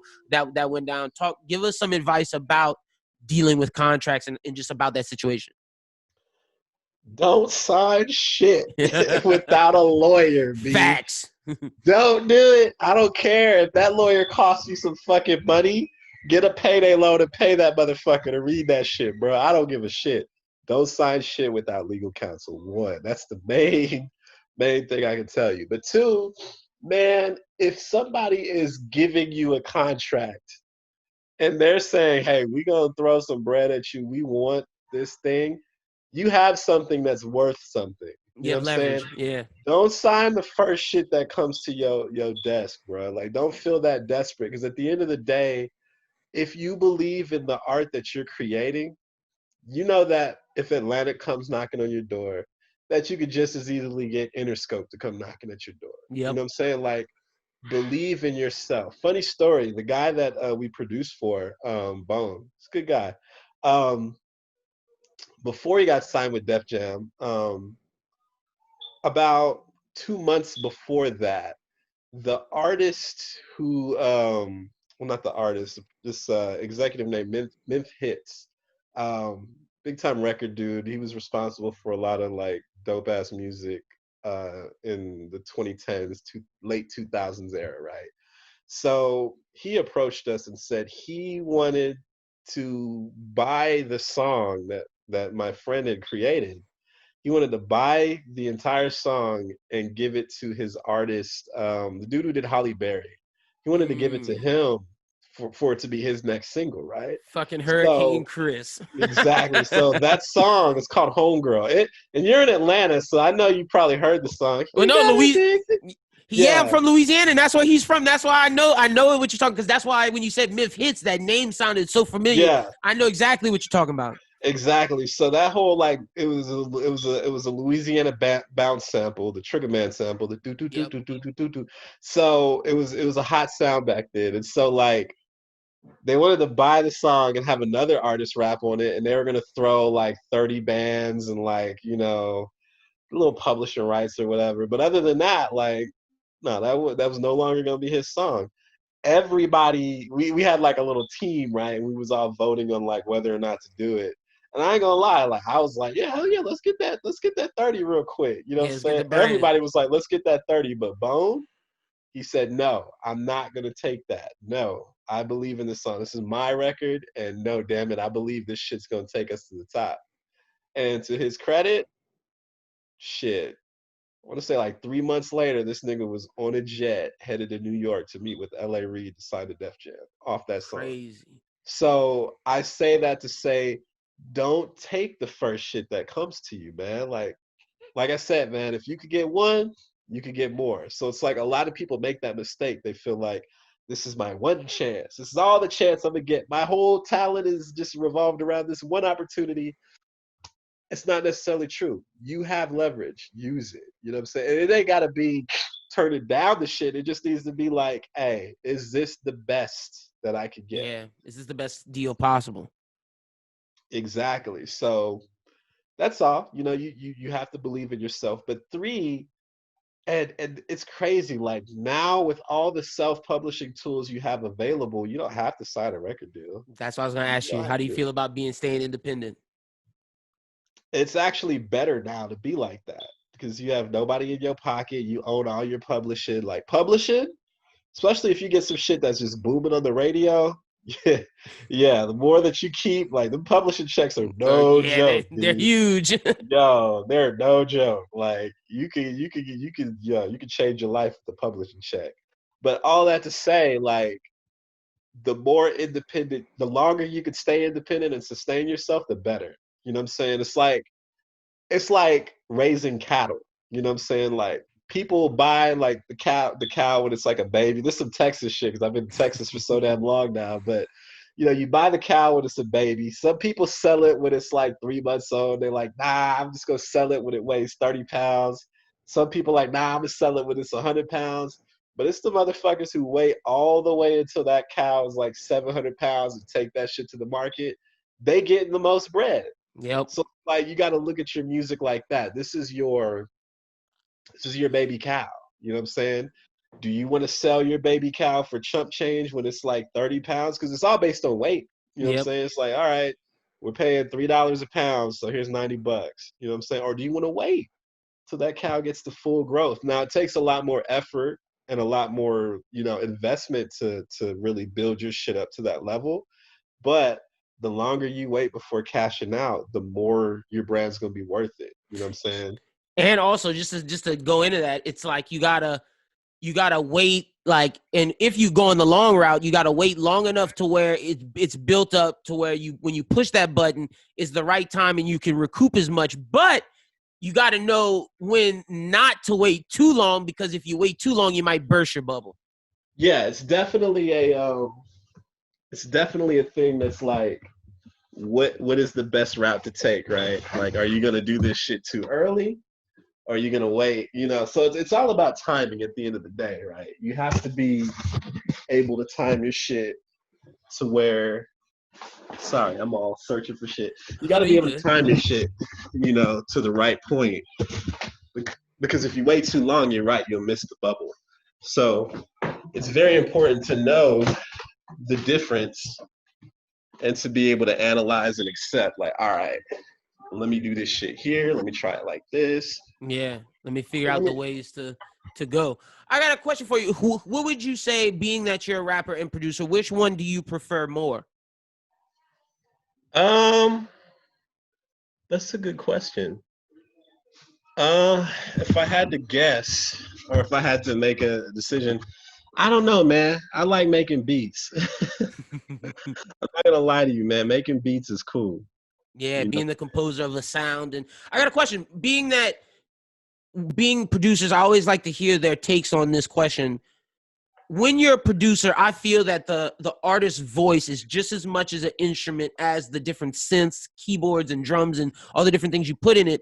How important is it to you to make it to where you don't want to overcomplicate the music to take away from the artist's voice? Because I feel like the producers who are the best at it may be a little more minimalist, but that's because they're trying to highlight the voice of the artist. Yeah, I think as a producer, it's extremely important to produce to the voice that you kind of hear the artist. Yeah. You know, like if you're producing, that's why I like type producing, like this is a Drake type beat or this is a so-and-so type beat, because those beats are created to fit the exact type of artist that, you know, is visualized. So if it's a Drake beat type beat, it's going to have certain elements that are more or less like catered towards an artist that has more of a melodic type of range to it, if that makes sense. Yeah.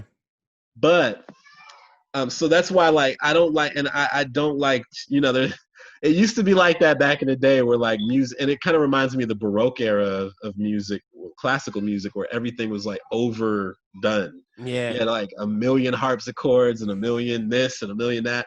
But it was like eventually, and I like the less is more that we're in now. Like even music, if you look back like 10 years ago, hip hop, was it like 2010? Yeah. The beats were like extra. Like it was all these snare runs,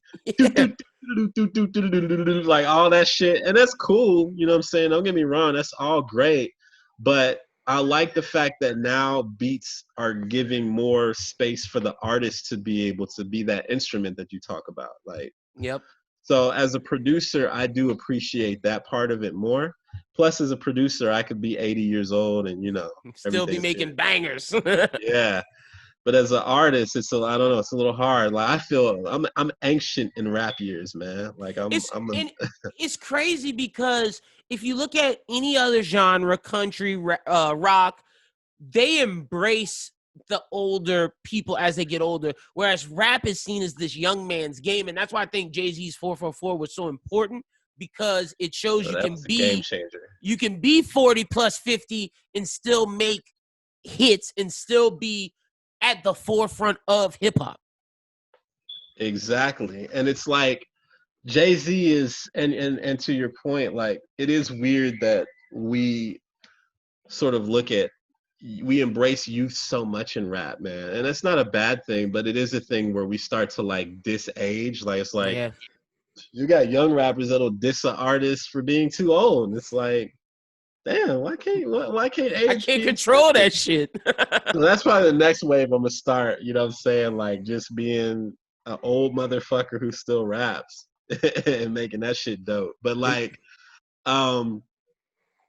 yeah, man, it's like it's really, rap is just an interesting form of music, man, all the way around, from the age dynamic to all the different styles, you know. And I think that's one thing that we probably should strive to do, like, and that's why I kind of embrace the anime rap as like a subculture, if you will, because in other forms of music, you've got like, there's no such thing as just rock.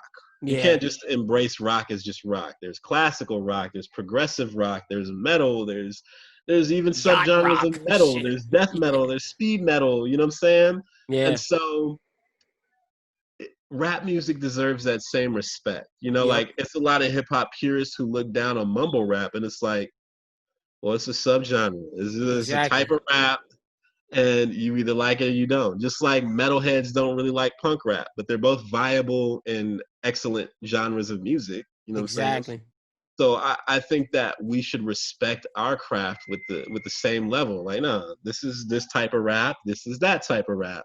And I think that if you do that, you're able to open up all these exploratory genres like otaku rap, where it's like, all right, well, this is rap that's sort of like based on this subject matter or this type of thing. You know what I'm saying? And so that's why I feel it's so important. That's why I love the fact that artists are embracing that shit. They're not just looking at it like, oh, what the fuck is this?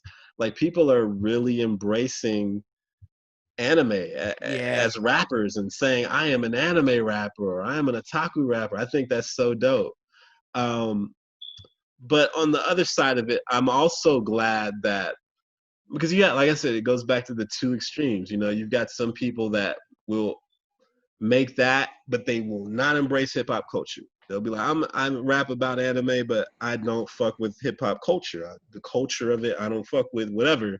But I like when people can rap about what the fuck they want to rap about and put anime side by side with it. You know what I'm saying? If you want to rap about, you know what I'm saying, having some lick money, and you got some fucking Naruto bars in that bitch, that to me is actually fucking dope. You know what I'm saying? That's super cool. Rapping about selling weed and fuck, you got some, you know, fucking Gundam bars in there. That's fucking dope.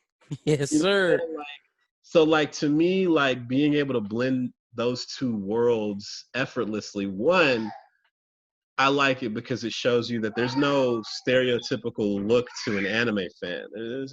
We don't have to imagine anime fans as just being like these pasty kids that stay in the house and don't do shit. Like, nah, like, you could be all shapes and colors. You could be hood. You could be preppy.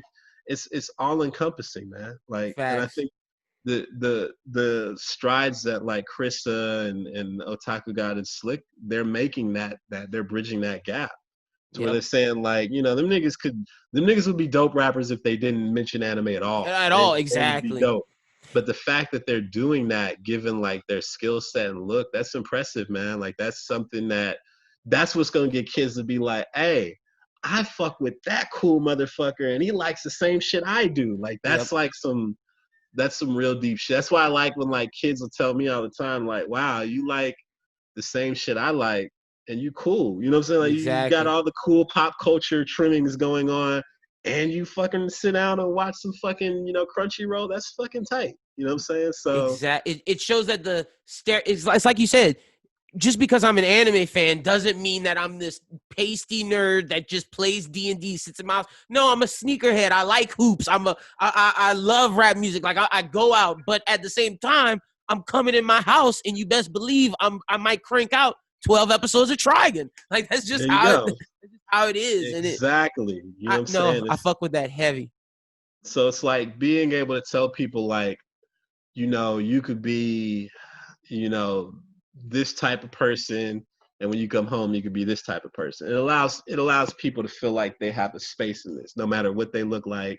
Yep. And I think it's important, like, to the culture, especially for like our people, to be able to express themselves exactly and not have to code switch. Like that was my biggest issue coming into the game, was like I really felt like, and I'm that's why I really appreciate these dudes, man, because when I came into it, it was such an unknown territory, and I was like, man, all my fans is white. You know what I'm saying? I'm like, damn, like I can't really be all the way I want to be. Like, and the crazy thing is that there's so many black anime fans, and it just, for some reason in the early 2000s, it was like they wanted to hide it. But now I think that's something that with the 2010s brought our people are not afraid to be themselves. And it's like, yes, I'm black, but I don't have to be the stereotypical hood dude. And even if I am that, I can still love anime shit that doesn't, just because I like anime, Star Wars, comics, whatever it may be, that doesn't determine who I am as a person. That's just one part of me. Exactly. And so that's why, like, I was like, my early shit, like when I first started, I wasn't cussing in those songs. It was like, I'm going to rap straight about the anime. There's not going to be a cuss word. I'm not going to show these people that I'm actually a nigga. Like, and so shit, like I wouldn't, and it was crazy because I wasn't rapping the way that I would rap if I was making a song outside of that. You know what I'm saying? So for me, it was sort of like, and it's always been that conundrum, and it's even still to this day shit that I haven't really done that I should probably just say fuck it and do. You know what I'm saying? But it's like, for me, it's been a gradual, like I went so far down that rabbit hole of like, let me make these raps, because in my head I was like, okay, it's a whole bunch of like white people digging this shit, so let me make sure I'm cleaning my shit up. And so like having to walk back on a lot of that, it's been a journey. It's been like years of like, all right, let me start saying shit in songs, or let me start saying fucking songs, or let me let out a bitch or two, you know what I'm saying? Yeah. So now I think I finally reached the point where my shit is just dope, you know what I'm saying? And there's no like necessarily like having to think about like the audience. It's just like, this is my shit. If you like it, you like it. If you don't, perfect transition. I think you showed that very masterfully 12 days ago when you dropped Imperfect King. Talk to me about that track, and just, did you produce it? And just give me a vibe, because you had one bar in there that I really like, because I wrote down the stuff that, gotta do my research. You said, if you should die before your album gets released, you believed in those that believed in you. What does that bar mean to you? Well, it just means like, cause like I started this album, man, 2015. I had did a Kickstarter for it. I was like, yeah, guys, I'm about to drop this album. It's gonna be dope. Give me some money. We're gonna make it happen. And then I got sick. Yeah. And so when I got sick, like I couldn't rap. So like it just was the journey back from that. I mean, I got sick, had surgery, I still have nerve damage from that shit. So it's like, I was gonna ask you about that, because you said in a song, you said about the nerve damage, and shit hasn't been the same since 2016. Yeah, it hasn't been, you know what I'm saying? But it's like, I'm just trying to do my best now. Yeah. But like for me, it was like going through that, people were like, a lot of people were like, yeah, no, Richie gonna drop, you know what I'm saying? It's just, he's going through his shit, give it some time. But like, understandably, there were a lot of people that like, this nigga just took that money and ran. Like, he ain't never gonna drop that album, you know what I'm saying? Mm-hmm. So I understand that, because people do that, you know what I'm saying? People will take money and say they're gonna drop something and they don't. But for me, I'd gone through so much shit, man. Like the person that I was when I started working on that album and the person I am now is like two different people, man. When I started that album, I didn't have kids. was hopeful. I was young. I was just coming off of like a dope ass year. I was still working at my little job. But it was like all that was just like from a different perspective. Like originally the album was going to be a fucking in character album of all these different characters from Gurren Lagann. That was what it was gonna be. That was the plan, yeah. And 5 years later, the album's done, but it is not that at all. It is literally just my story, you know what I'm saying, with a whole bunch of Gurren Lagann bars thrown in, and just a whole bunch of anime bars now. But it's me, you know what I'm saying? And I think that's going to make for a better project because we get to hear your story and everything. Like, bro, you went through thyroid cancer, beat it. Congratulations with that. Still have nerve damage and just dealing with life and have so much game to give to the youth. It's like, that's the album we need to listen to. Yeah, and it's like I wanted to, and I'm glad that it's the way it is. Like life really kind of went a crazy direction for me throughout, but I think it's important. Like, and now it's like a lot of my early fans are like, "Why you flex so hard now, man?" Like, because like when I first started the album, man, I was broke. You know what I'm saying? I was like rapping from the perspective of a kid. I'd rap about having an Acura Integra that was broke down, and I needed to get parts for that shit. And it's like now you dropping Maserati bars. Yeah, snap of a finger. It's like I got a Maserati, I got a whole bunch of Gucci laying around, like just random Gucci. Like this shit right here, this fucking track jacket right here. This shit, this is my baby, man. But it's not track jacket season yet. But y'all will see it coming soon. But nah, like you know what I'm saying, just random. Like life has been great to me. Got into cryptocurrency, and that's what really kind of just turned shit around. But it's like just all the things that I did, and now like a few early fans are like, damn, like, you know, but I don't want to be ashamed to flex. Yeah, because you've been through shit. Yeah, that, but also like I want to show that you could rap about fucking whatever you want to rap about and flex like your favorite rapper. Facts. You know what I'm saying? You could pull up in a Mozzie, you could pull up in a Lambo. You could, you know what I'm saying? You could do all that shit. You could fly around the world, man. Like I'd be out of the country every month until this fucking coronavirus shit hit. I was gone. Yeah. But it's like you could do all that. You could live that life you want to live and not be boxed into feeling like you can't.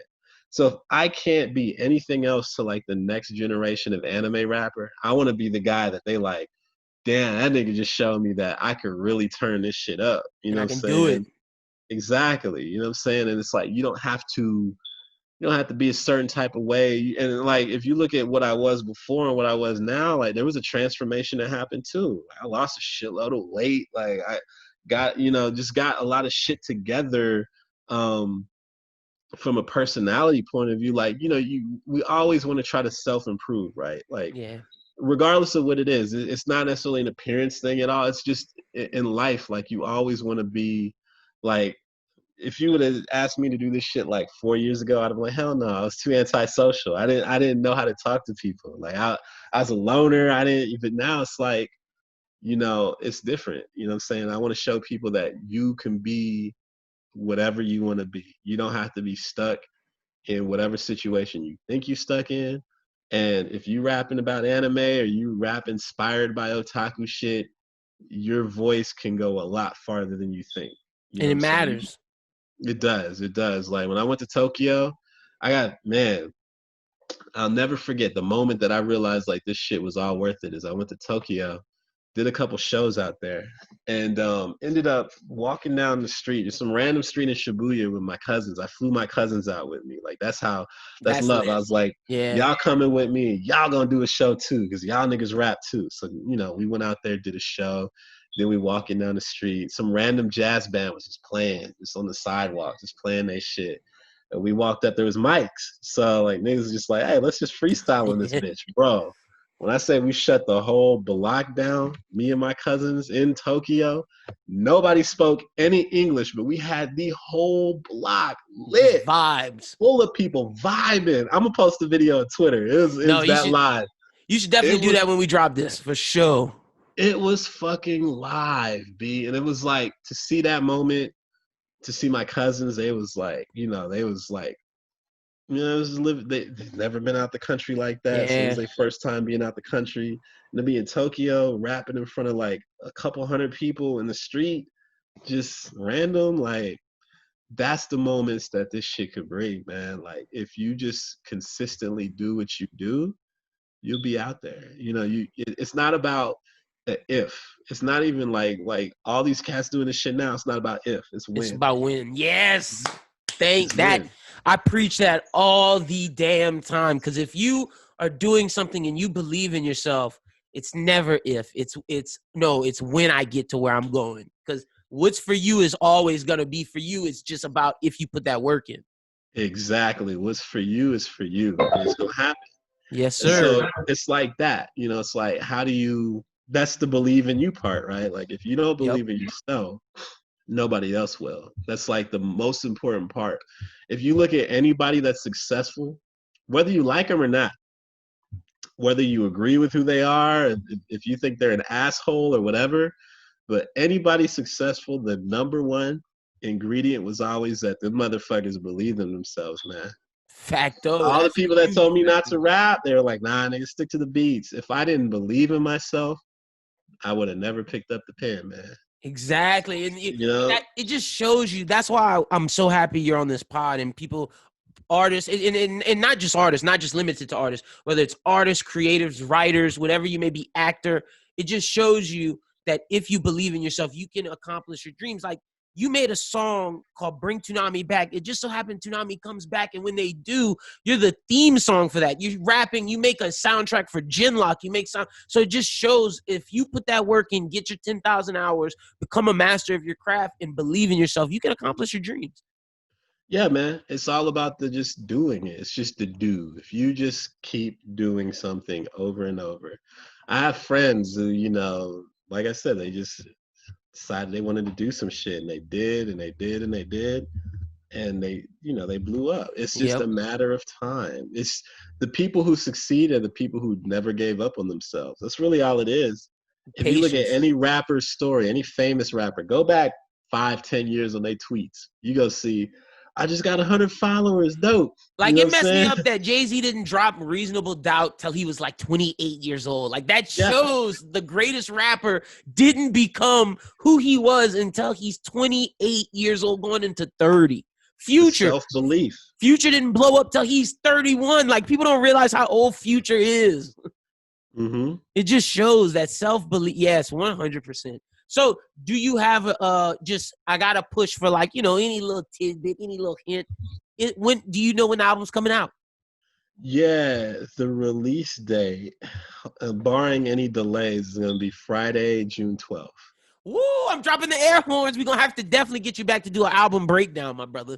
Yeah, for sure, man. Like, it's a great, I love the album.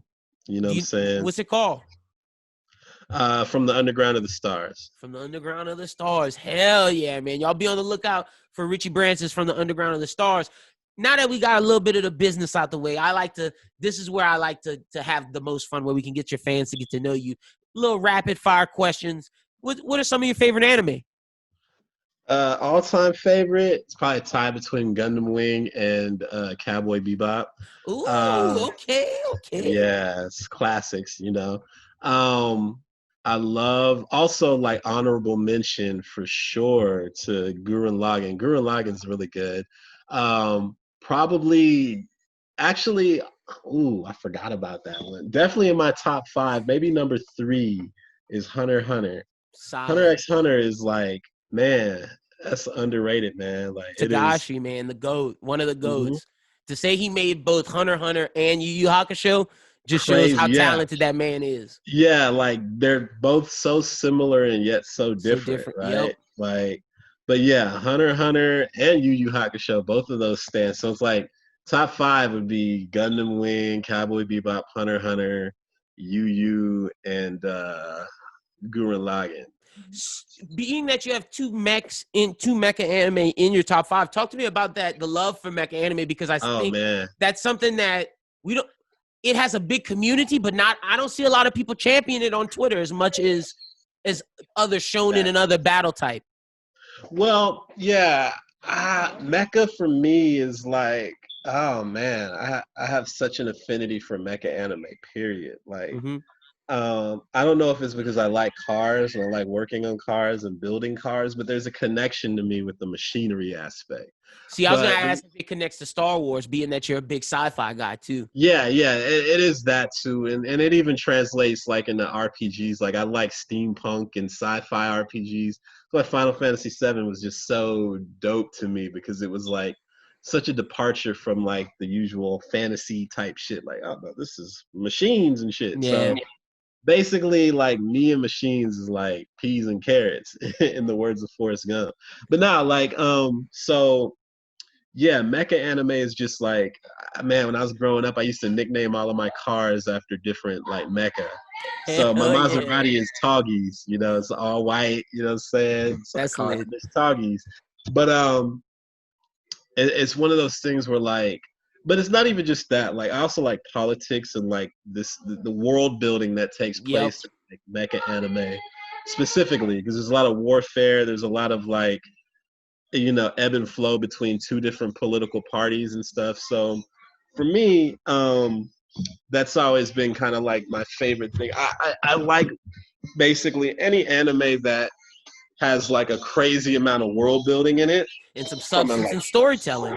Yeah, it's a part of the story. You know what I mean? So if there's world building taking place, then I tend to be a big fan of that. I gotta ask you, being a mech fan, did you ever fuck with the Big O? Because that's something that I feel does being the Millennium City, where it's like everybody lost their memory. What's the conspiracy with all that? It has like different political factions, as well as this, because Roger Smith is 100% Batman. The Big O mech is the Batman with a yes. He has a Batman butler, with a giant robot. Yeah, the robot's the Batsuit. Roger Smith is Bruce Wayne. He has an Alfred, and Dorothy, the cyborg, could be considered either Batgirl or Robin. Yep, absolutely.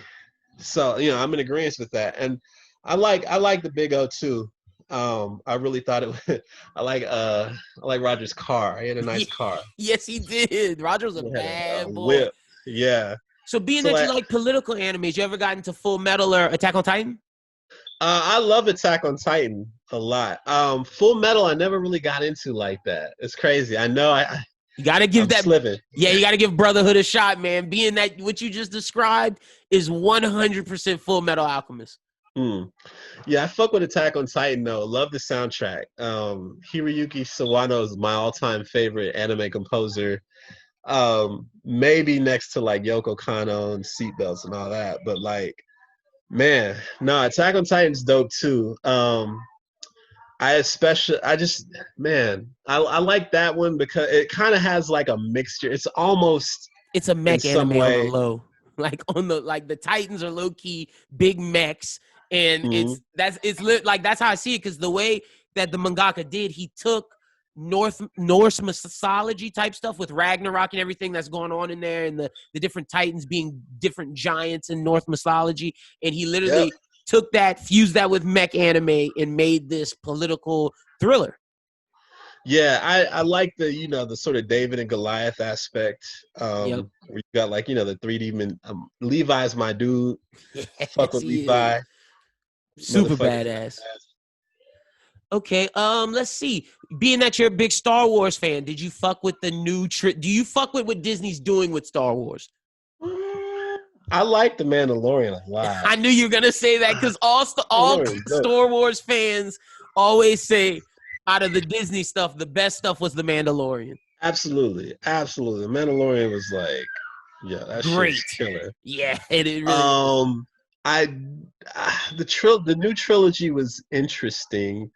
I feel like The Last Jedi was like the worst part of it. It screwed it up. Let's be honest. Yeah, from what he up. What he set up, what JJ set up in the first one was gonna lead somewhere. There's no one that can tell me that Finn was not supposed to be a Jedi. There's no one that can tell me that Rey wasn't supposed to have double-bladed lightsaber going in, and her and Finn were gonna be these two different Jedis. And because if you remember in Force Awakens, when Kylo Ren says, "Ooh, I feel a Force has awakened," we have not seen Rey yet. He was talking about Finn, because Finn broke through this stormtrooper mentality and realize, whoa, this guy's evil. And that's why Kylo Ren kept staring at it. Yep.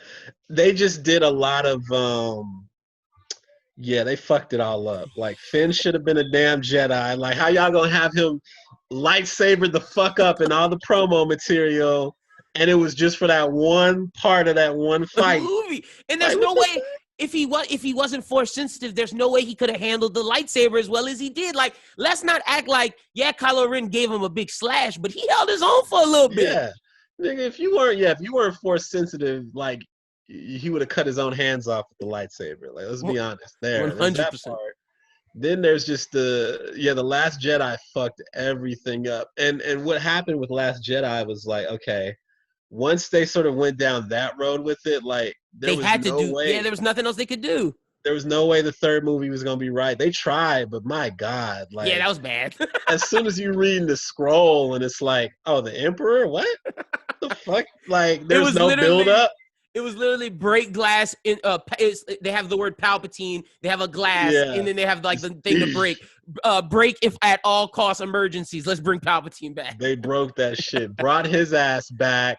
Then basically said, I bet. Now we gonna pull the same shit we did in Empire and have, oh, this is really your relative that you didn't know was your relative. How about that? You know what I'm saying? Like, don't make no damn sense. Bruh, it was like, oh, you a Palpatine, like, oh my God, here we go. You know what I'm saying? Now she got to slay her granddaddy or whatever. It's just a mess, bro. And then they missed a crucial moment. Instead of just letting all the different Jedi, how she heard them, in that final scene, it should have been all of the old Jedi lined up in Force Ghosts and then just go into her body, and it's like, that would have been beautiful. If they would have showed them, yes, that would have actually been dope. Like, if they would have showed Anakin, motherfucking all of them, just Force Ghost out. Anakin, Qui-Gon Jinn, Obi-Wan, Yoda, Mace Windu, like, show them all. With the OG actors, that could have redeemed a little bit. That would have been like, all right, I see you, Disney. Voices, though, come on, bro. That was cheap. They cheaped it out. Like, it's like, y'all got money. Y'all just made billions. Y'all made $1 billion on the first one, $1 billion on the second one. Up and stand there. Exactly. And I'm sure some of them would have did it. Like, Samuel L. Jackson's been begging to come back to Star Wars. He'd have probably did it off a general principle. They need to get, listen, if motherfucking Darth Maul could survive his shit, Mace Windu should have survived. Mace Windu could have survived his shit too. They should have had that nigga with some bionic legs or some shit. Yep. You know what I'm saying? I need a Black Jedi soon. Whatever's coming up with this new stuff, and that's what I was going to ask you, because you're a big Knights of the Old Republic fan. I know that, to me, Star Wars needs to stay on Disney Plus and be television series, because you can get deeper into the stories. It just shows how Mandalorian does, and I like what Filoni and Favreau are doing. Hopefully, we can get a Knights of the Old Republic series. Would you rather that TV form or movie? How would you rather? I'd rather have that as a TV form. Yeah, similar, like Clone Wars is really fucking dope. It's amazing. Like, literally everything they've been doing on television with Filoni has been great. The only movie I liked of the new trilogy was Rogue One.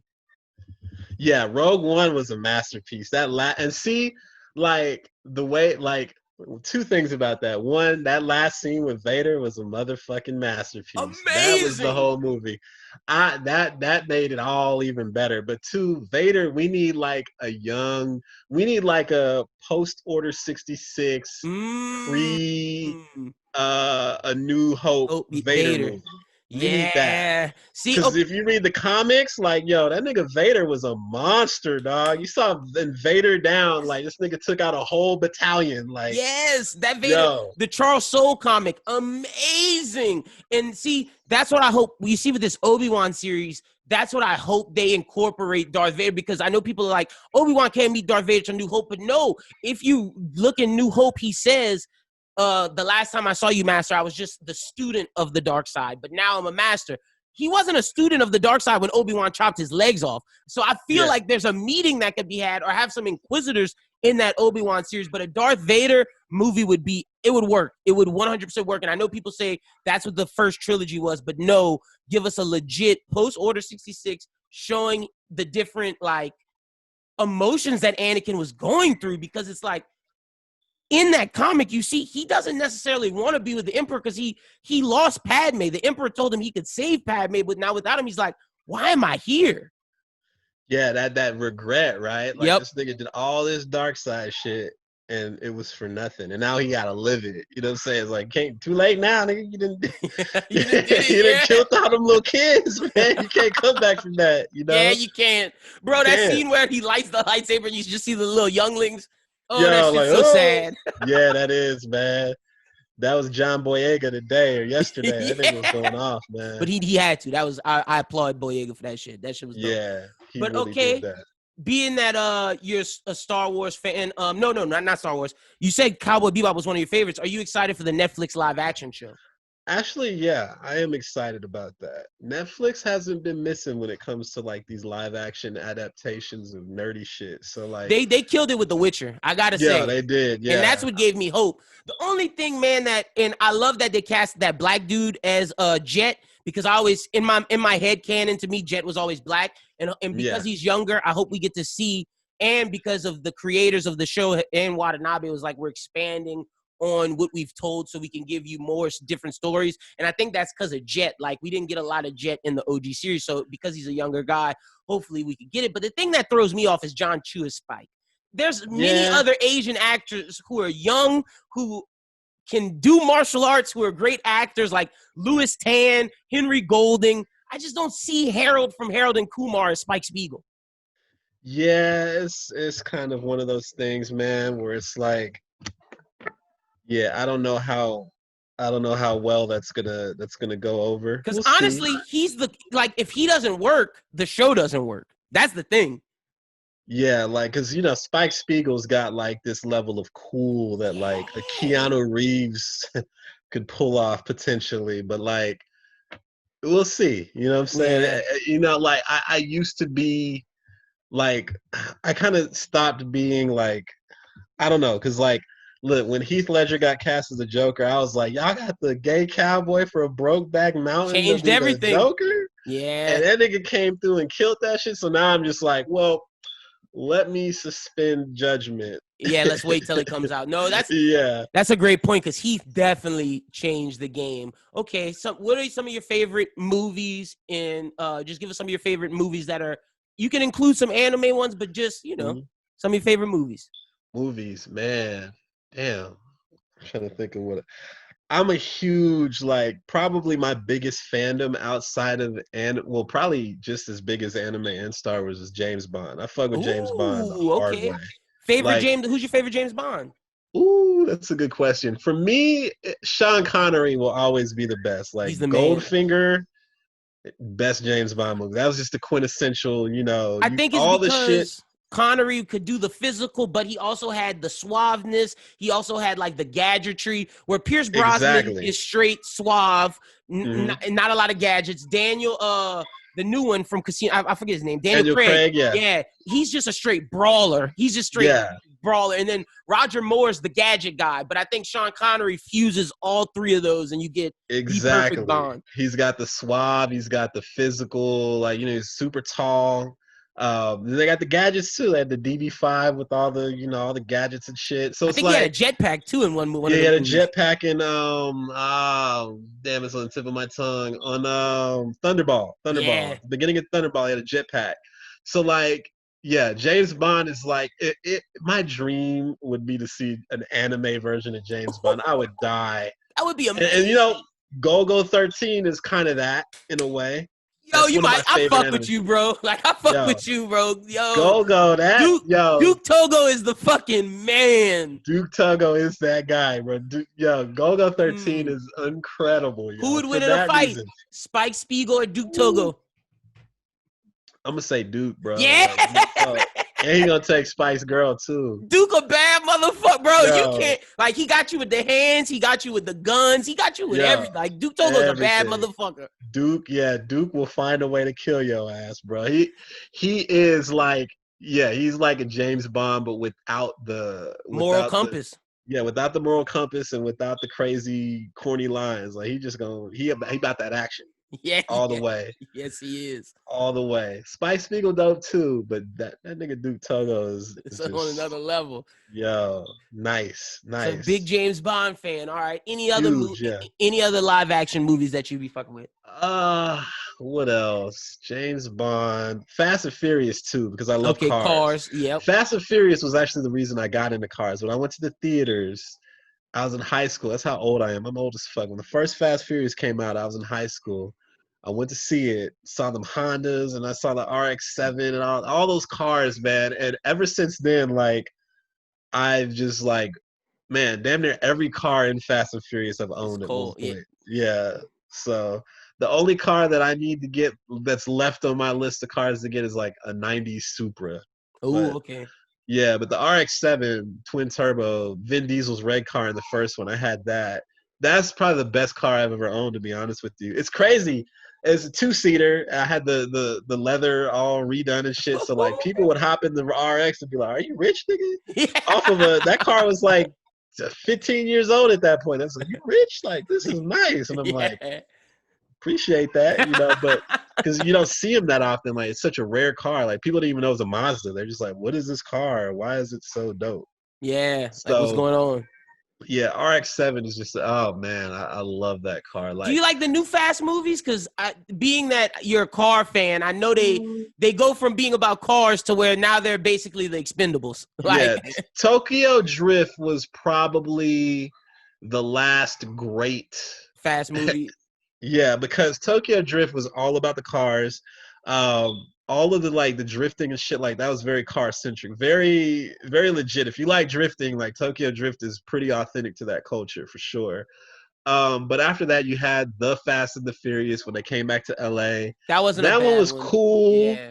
But they kind of well, we're gonna do this underground drug trade thing. All then right, we put The Rock in it, and then it's over with. And then yeah, when The Rock came, and it was like, oh, now it's definitely the Expendables. Bro, the one where they're on the ice and they have the submarine and they shoot the missile and them niggas are in a car and they're trying to push the. Bro, I was like, this isn't real. Like, what are we doing? Yo, I was done when they drove off like the 150th floor in a Lynden Hypersport, crashed through the next building, and then jumped to the now. I was like, come on, man. Come on, bro. The movies just now, it's just like cars can't do that shit, like, dog. Now, granted, they making a lot of money with the movies, but it's just like the car, it lost its premise. Every now, I mean, you know, they'll have that one little scene where it's like, oh, we gotta earn some new cars. Let's have an underground race, and it's like, okay, now it's back to the roots, and then it's like right back to oh, we gotta get on this stealth plane that nobody can see in the sky, and we go throw the cars out of the plane and perish. Like, apparently, like, in the new one, because I host a movie podcast as well, and like I have a relationship with a lot of inside scoopers, and shout out to my guy Daniel RPK, but apparently they're going into space with this new one. Are you serious? Yeah, I'm dead ass. Hey. And if you saw the trailer, you saw how the Ludacris was building, like they put the rockets on the back of that car and they were doing test drives on the ground. That's why, because they're gonna I will lose my shit. Yo, I'm gonna see that shit. Remember this conversation and tweet at me if that shit happened. I will definitely do that. It reminds me of what they did with James Bond in Moonraker when Star Wars came out that year, and it was like, oh, we gotta do a space movie now. And they took that motherfucker to space, and I was like, come on, y'all. And it was Roger Moore too, so it was hella goofy. You know. It was a mess. That movie was a mess. Moonraker, and I watch James Bond movies every day, dog. Like I'll have some James Bond going on at some point. But like Moonraker to me is always that one that's like they just did too much. Like that was like the campiest James Bond movie. And then after that, they released a dope one. For Your Eyes Only was actually really good. Like it was a really good James Bond. Isn't that when they switched from Roger Moore? No, that was his last. That was his second to last.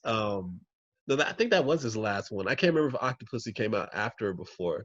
No, Octopussy came out before. So yeah, that was his last one. And he that was the one where there was like a submarine that sunk and there was a machine. Okay. And basically he had to go through the Swiss Alps and go through all these like crazy locations. Okay, I know what you're talking about. Yeah, and some Greek chick got her parents got assassinated, so she was looking out for that. So it was just a thriller. It was a really just a good There was no spaceships and no crazy super classic Bond shit. Yeah, it was just real, just straight into the point about that action. And then after that, you had Timothy Dalton, who's underrated as fuck. I thought before Timothy they had the Australian dude because it's a Wallaby or whatever. The one he only had one movie. Yeah, he had On Her Majesty's Secret. So what happened was it was after Sean Connery shot You Only Live Twice, and after that he was like, "Fuck it, I can't be Bond no more." He just tripped out because it was just they were wilding. Like he said, he was just tired of the shit. So then they filmed On Her Majesty's Secret Service in 1969. I'm a huge Bond fan, man. And so that's when they had George Lazenby, the Australian. Yeah, that's his name, George Lazenby. Because I watched his documentary on Hulu. Yeah, and he just like came out of nowhere. Like he had never acted before. They were just like, "Yo, you get to be James Bond," and he killed that shit too. He was really good. That was a really good movie. On Her Majesty's Secret Service is one of my favorite Bond movies. That's the one, the sad ending. Like, so that one was dope. Then after that, they went back to Sean Connery for Diamonds Are Forever, which was his corniest. That was a corny ass Bond movie, but it was still good. It was just corny as fuck.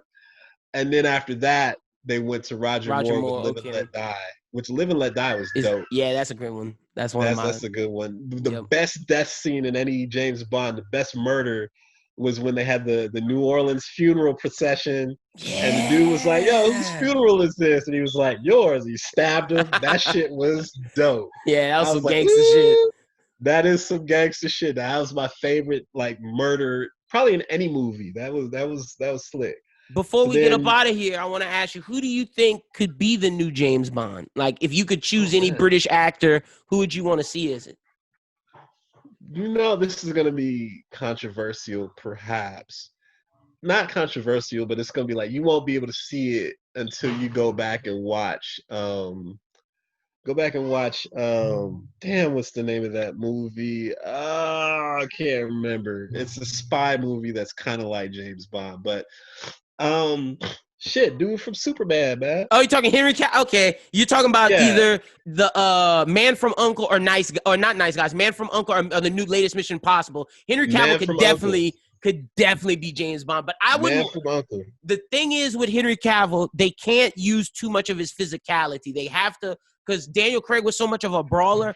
I would want to see Henry Cavill be suave and use some gadgets, but he can still fight. Mm-hmm. Yeah, that part. Great. Yeah, I think and it's crazy how understated the gadgetry has been. Like Inspector, you just now getting to meet Q. You know what I'm saying? Yep. You just now, and it's almost like a joke now. Like he's like, "Here's a pen," and he's like, "Well, what does it do?" A laser pen. Motherfucker, it writes. It just writes. That's it. It's like, oh, okay. So it's like, when you look at, the next iteration of James Bond, I would like to see it have, like, James Bond should be what Fast is. You know what I'm saying? Fast and Furious, they got all these fucking gadgets, all these crazy, like, what the fuck? That should be James Bond. That's always been James Bond. You know what I'm saying? No, but I get it. I think what killed that part of James Bond was Austin Powers. Like, when Austin Powers dropped, and they made fun of all that shit, it was like, oh, nah, we can't. We got to do something different. And I think because of Christopher Nolan's Batman, that's why we see James Bond become this real world, gritty take on James Bond. And I think it worked for Casino Royale and Skyfall. Those are great movies. Casino Royale and Skyfall were great movies. It's Quantum of Solace that's... Yeah, Quantum of Solace, it's interesting to go back and watch it in the context of, like, what happens, what follows. Like it's kind of like it's almost like a filler episode in anime. It's a big ass filler episode, long ass filler episode. But going back and watching it, it's so, like, it's almost realistic in a way, like the way that, because it kind of sets you up for Spectre. Yeah, even though, like, I would have rather have seen Quantum of Solace come right before Spectre, because you see kind of the conspiracy on how they get their bread and what they do to set up. But it was really a granular kind of like, oh, okay, like you're just kind of getting to see the relationships between all these shadowy people. But it was other than that, it was forgettable. No, Really 100%. Okay, the final question we ask everybody, Richie, is if Mm-hmm. you were the writer, director, producer to the Richie Branson movie, how would you want it to end? Damn, that's a good question. I try. I would say, like, as with any good movie, I would like, okay, this is a good example. Bad Boys, the newest Bad Boys, the way that ended, where it was like, it's set up for like this crazy, like Bad Boys, mark my words, come back to this fucking podcast. It will be the next like Fast and Furious type of franchise. Okay. If you saw Bad Boys for Life, and yeah, you saw know how it's that, about to. you see it. The setup is there for this whole international team of like Yep. crazy crime fighting type of people to happen. So like that's going to be the setup. The Bad Boys is going to be that franchise. So if I had to say the ending to Richie Branson movie would be like that, where it's like it's not just me anymore. Like it's like you go through the Richie Branson movie and it's like at the end of it you get introduced to this larger world of people like me, if that makes sense. Like you sort of open up to like, oh, there's this dude. Almost like how Batman versus Superman, even though it wasn't that great of a movie, it sets you up for the Justice League. Yeah. You know, you got introduced to Wonder Woman and the Flash and all them people. So something like that, where it introduces people to something that's way bigger than me. Okay, your legacy. That's probably the best way I could see that. Yeah, that 100%. Exactly, legacy. That's sort of like where I'm at. You know what I'm saying? Like it's like every artist, when you first start, you're thinking about you, me. This is what I want to do. I want to be this. But like the legacy part of it, but you have to be humble. You know what I'm saying? Like there's different ways that artists approach like a newer generation that's better than them, if you will, right? Like some be like, oh, these niggas ain't me. You know what I'm saying? These niggas can't do what I do. Fuck them little young niggas. You know what I'm saying? And like, you know, like I need to get back out there and show that I still got it type shit. But the other approach and the approach that I've taken towards this whole thing with like the anime rap and stuff is like, yo, these niggas is better than me, dog. These niggas are gonna take this shit to places I can never take it. You know what I'm saying? So I don't want to be that type of person that looks at that shit and be like, nah, them niggas ain't me. Fuck them. You know, like, you want to help facilitate. I want to be the guy that's like, nah, this is what I've been through. This is kind of like the steps I took when I came up. You're about to be way higher than that. And I want to encourage you and pour love into you and just be that type of person that's all love. Like these young niggas got it, dog. Like I said, they got it in ways that I'll never be able to have it. And I want to see them get there, damn it. Because if I could see them get there, then that means everything I did was worth it. You know what I'm saying? That means that all the shit that sort of was at the beginning of what this shit became, it was all worth it. If they don't, then it's like, what was it all for? You know what I'm saying? No, so, yo, you sound like literally Jiraiya, like how the Toad sages were like, it's not you, Jiraiya. But you're gonna find the person that we've been looking for, and that I fuck with that answer. Exactly. So it's like that's me now. It's like, all right, how could I build something that's gonna benefit all of these young people? And I got something. I got a platform that I'm gonna come out with that's gonna like. It's gonna change be dope. The game. Real. It's gonna bring everybody together and really run this shit up, man. Because you know, if I never put out another album or another song, god damn it, like you're gonna see the platform and it's gonna be like, damm, like yo, let's get this shit together. Yeah, you know what I'm saying? Because we need it. I know we need it. It has to be a situation. Somebody's got it. Because you know what I'm saying. That's the thing about music, and every musician needs you have to have somebody that's not focused on the music and is focused only on the logistics of everything, right? Without that, like because if you're an artist, like the worst thing that you should have to do is have one part of your brain that's focused on the logistics and the other that's focused on the creative. That shit is a nightmare, man, because you have to switch all the time. So like if I get to a point where I could just 100% focus on like the business, like the not even the business, like just the marketing and shit. You know what I'm saying? Okay. Just how the content gets delivered, what it looks like, the packaging. Yeah. There you go.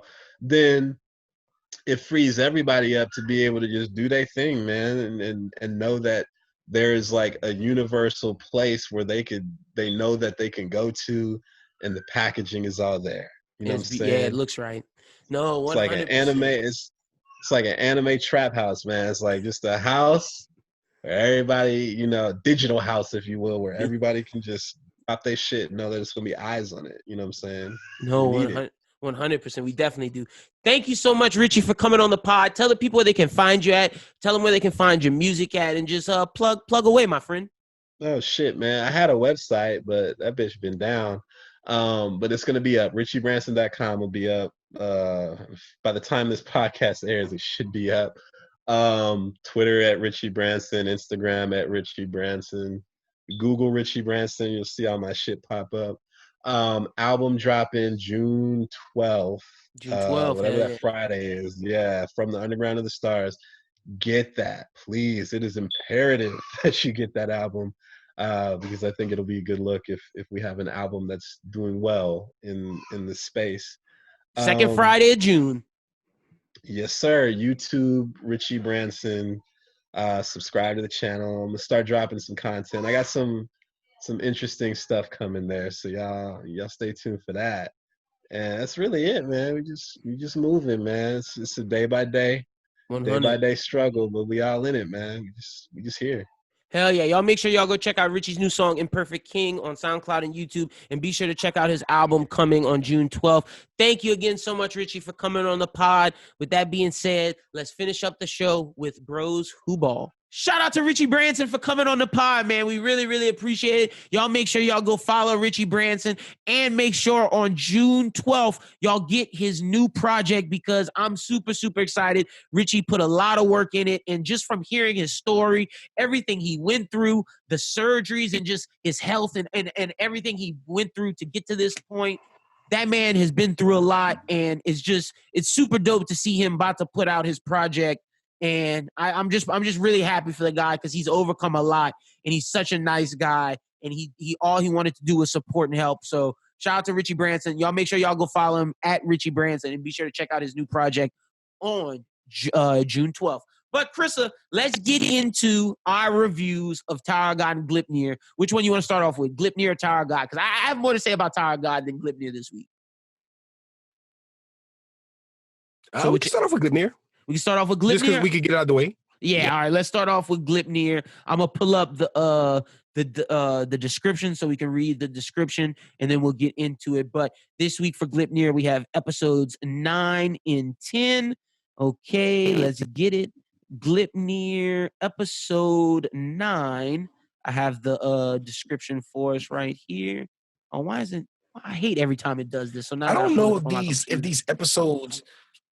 I don't know if these episodes dropped their regular dates or whatever, but I'm not gonna lie. When I went to watch them expecting to see 2, there was only 1, and I was like, okay, so they must have skipped a week. And then when I saw they had another episode, it was like late. I don't know. For some reason, it hit me. It hit weird. Like I usually go watch Glee and then on the same days, and it felt like it was a little off schedule. I might just be tripping though. It might just be me tripping.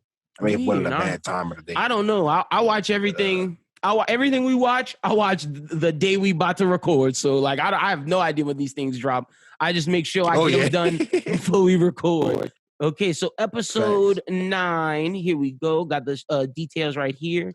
I hate that I can't look at this on the mobile. But, okay, Koyanagi leads the team through the mountains, and they discover a suspicious and troubling mark, which leads to them becoming into a trap. They are trapped by this other group of collectors, and basically the collectors trap them, and then we meet the leader of this gang, and the leader of this gang is this badass dude, and he's like, yo, my spider henchman, you go get them, trap these dudes. The spider henchman gets them, but then we see their homie, the pretty boy. I don't know any of their names besides Claire and Shuichi. I don't know the gang's name. But the homie who had the red and black stuff coming out of his arm, he beats up the Scorpion collector, breaks his jaw. The leader of the Scorpion collectors group was like, "I'm not leaving you behind. I'm going to take care of it." He beats the collector who hurt that dude up, and he beat up the big monster, and now he's just talking to him like, yo, we got to figure out this, what we gonna do with y'all. And Shuichi shoots his gun, and they catch it, and that's how that shit ends, and it is crazy. Crystal, what'd you think of episode 9?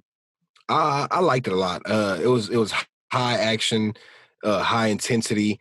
I read the manga along with it, you know what I'm saying? Manga report, gas pack, you know what I'm saying? Like, I love the fact that they both hit different and they both hit hard. Like, when I read it, it really feels like a horror, you know what I'm saying? It feels like throw it off, you know what I'm saying? And then they go extra strong with the ecchi too. Like, they go way harder with the ecchi. Well, it was hard. They went hard with it with this episode because the monster was just constantly groping on the leader's tits and making her feel super uncomfortable, making me feel uncomfortable. And when I tell you that the manga went harder, you know what I'm saying? It just shows you not too harder, not too much harder. I'm just saying everything like that, they push boundaries in the manga every chapter to where the anime has to tone it down a little bit. But as far as the action and the violence, I feel like that's where they crank it up too. I just like getting both experiences at the same time. I feel like they're both amazing. For the manga readers, I would advise them to check that out too. But as far as the anime watchers, like, I'm not disappointed. Like, you know how sometimes they don't adapt the manga right and it don't hit all the way right. This one, 100%, everything's hitting. Like the action, the emotion. Whenever you see niggas get their ass whooped, like that shit hit hard, bro. Like when you see niggas on a gang get their ass whooped, that's like, oh, gang, no, why? You know what I'm saying? And it hit hard because you know the guy who transformed into the big fucking goat looking nigga, he don't really fight. His thing is the flower. That's his bag. His bag is making flowers, trees. That's ISO or Isao. That's ISAO, Isao, or Kasuga, Kasuga, or Kasuga. But he's super dope. Watch him get his ass whooped, bro. I was like, ooh, no, why? But my favorite part of 9 was seeing Yoda Murakami, or I'm gonna just call him Yoda. Seeing Yoda do his transformation with the black and red stuff coming out of his arm, finding a little bit about his background, how he got expelled. I think that was my favorite part of 9. I preferred 10 to 9 because I took some notes on 10 that I really like. 9, I would just, out of 5, I'd give it a solid 3.9, solid 3.94. A good episode, but not a great one to me. Yeah, I'll give it a solid 4.3 because I really, you know, me being a villain guy, this villain's not the best villain, but I'm not gonna lie, solid villain. He rides for his gang and shit like that. You get a little bit of foreshadowing to where he's not just a grunt type villain, not just an evil type villain. You know, he got some shit going on with him. I like the grunt that went out too. So I like, not to a certain extent, you know what I'm saying? Yeah. These are scummy characters. You get to see that more in the next episode. But I really did like the way they're flowing out every character. Like every character they introduce, it's not like just like random. It was kind of at first, you see some random characters come out of nowhere, but when they want you to care about these characters, they make you kind of feel for them. Even the villains, you kind of feel for them. You know what I'm saying? Yep. So episode 10 of Gleipnir, a terrible ultimatum from a powerful enemy makes Claire, Shuichi, and their friends face an impossible decision. Basically, the leader of the group tells them, look, I beat up ISO, I beat up Yoda. Like, y'all can't do nothing. Either I'm going to kill all of y'all or y'all can give me one of y'all to kill and I'll let y'all go. I just want to know y'all are like us. I want to know y'all that y'all do what y'all want and y'all do what it takes to survive. To me, what makes this episode was great. Some of the scenes that I liked was the scene where Claire asked him the question where she's like, so because you already beat them up, if one of them's dead, do we have to pick somebody? And he was like, oh, good question. It just showed the sinisterness of Claire. And not the sinisterness, the realism of Claire, because it shows just Claire's ruthless. She's wild, but she'll do what it takes to protect the people she loves. And it's like, and honestly, those other people are her acquaintances. I wouldn't call them her friends. I don't think she loves those people. I think she just cares about her and Shuichi and making sure Shuichi doesn't die. I think she fucks with the gang to a certain extent too. To a certain extent. Like I feel like she's not in love with them or anything. She don't love them. Like she fucks with Shuichi. That's a whole different level. But at the same time, she seems to take pride in being the one on the team that's gonna get shit done. Cause she's like, man, the whole team pussy, son. She was like, none of y'all niggas gonna do nothing. She was like, I'm the decision maker because if it's up to y'all, we gonna fucking die. And if it's that was a scene that I wrote down.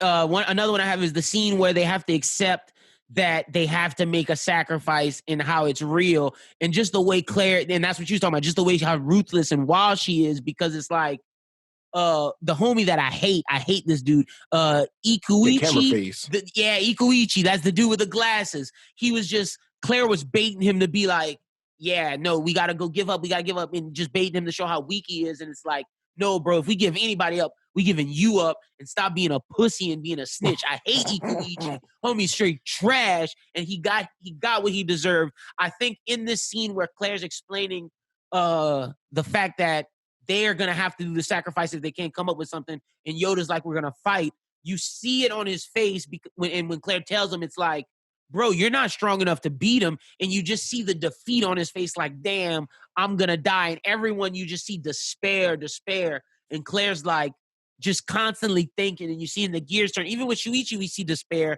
but Claire never gave up, and she's like, trying to figure a way out of this, the one person without a power, and I think that's goes back to her quote that she says in this episode, where it's not the people with the powers you need to worry about.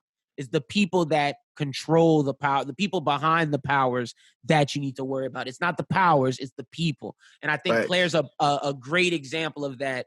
Another scene that I like is when when Shuichi basically tells Claire he loves her, and he's like, let me handle it. We're one. You don't have to have this burden on all of it. You've been enough of taking all these burdens. Let me help you and take this burden for you.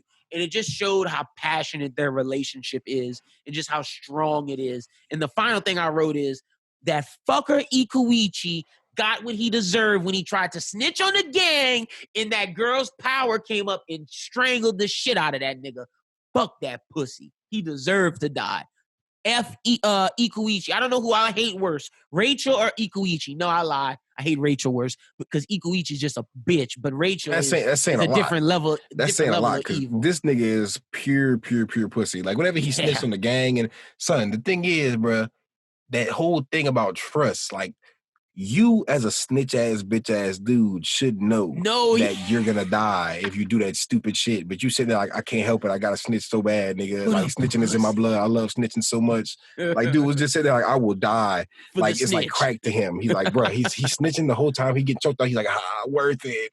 Like son, that's some bitch ass shit. Son. And he was trying to save that girl. And the fucked up thing is that girl never asked about him once he was dead. That girl don't even want you, bro. No one asked about him. You. Okay, I want to ask you. Went out sad. Do you think they know he died due to, like, do you think the leader knows that her power was activated and that's why nobody said anything? Because they was running and nobody was like, where's Ikuichi? Like, in normal shonen, they would be like, where's Ikuichi? But in this, they just kept running. They said, fuck that nigga. The nigga, he probably just aggravation. The thing is, and this is fucked up the thing, but they're probably not going to even say anything or even notice he's gone until it's time to use his power. Like, we need to record some shit. Where is this nigga? He died a while back. Fuck it. We gotta do a new, and they probably not even gonna care. They probably like, okay, we gotta have a new plan. Like they probably wouldn't even like harp on like, oh no, we lost one. They probably be like, all right, whatever. Scratch that idea. He just sucks. You thought of from this episode? Because like I said a lot about the scene. Just give us some of the things that you thought was powerful. No, I definitely a lot of the same things you took away from it. Like I definitely love the fact that Claire gets painted as the problem solver. She gets painted as the critical thinker. She's sitting there like, how can we not go outside? Like even whenever it's like on some like, because she's proven herself to be the one that handles business when it's time to do the unthinkable, as far as killing people, as far as just, she's that person. She's the finisher. She's the muscle whenever everybody else is weak. This shows that she can also be the brain because if it wasn't for homeboy being a snitch ass bitch ass dude, he wouldn't even die. You know what I'm saying? The whole gang came out unscathed. She was trying to make it that way too.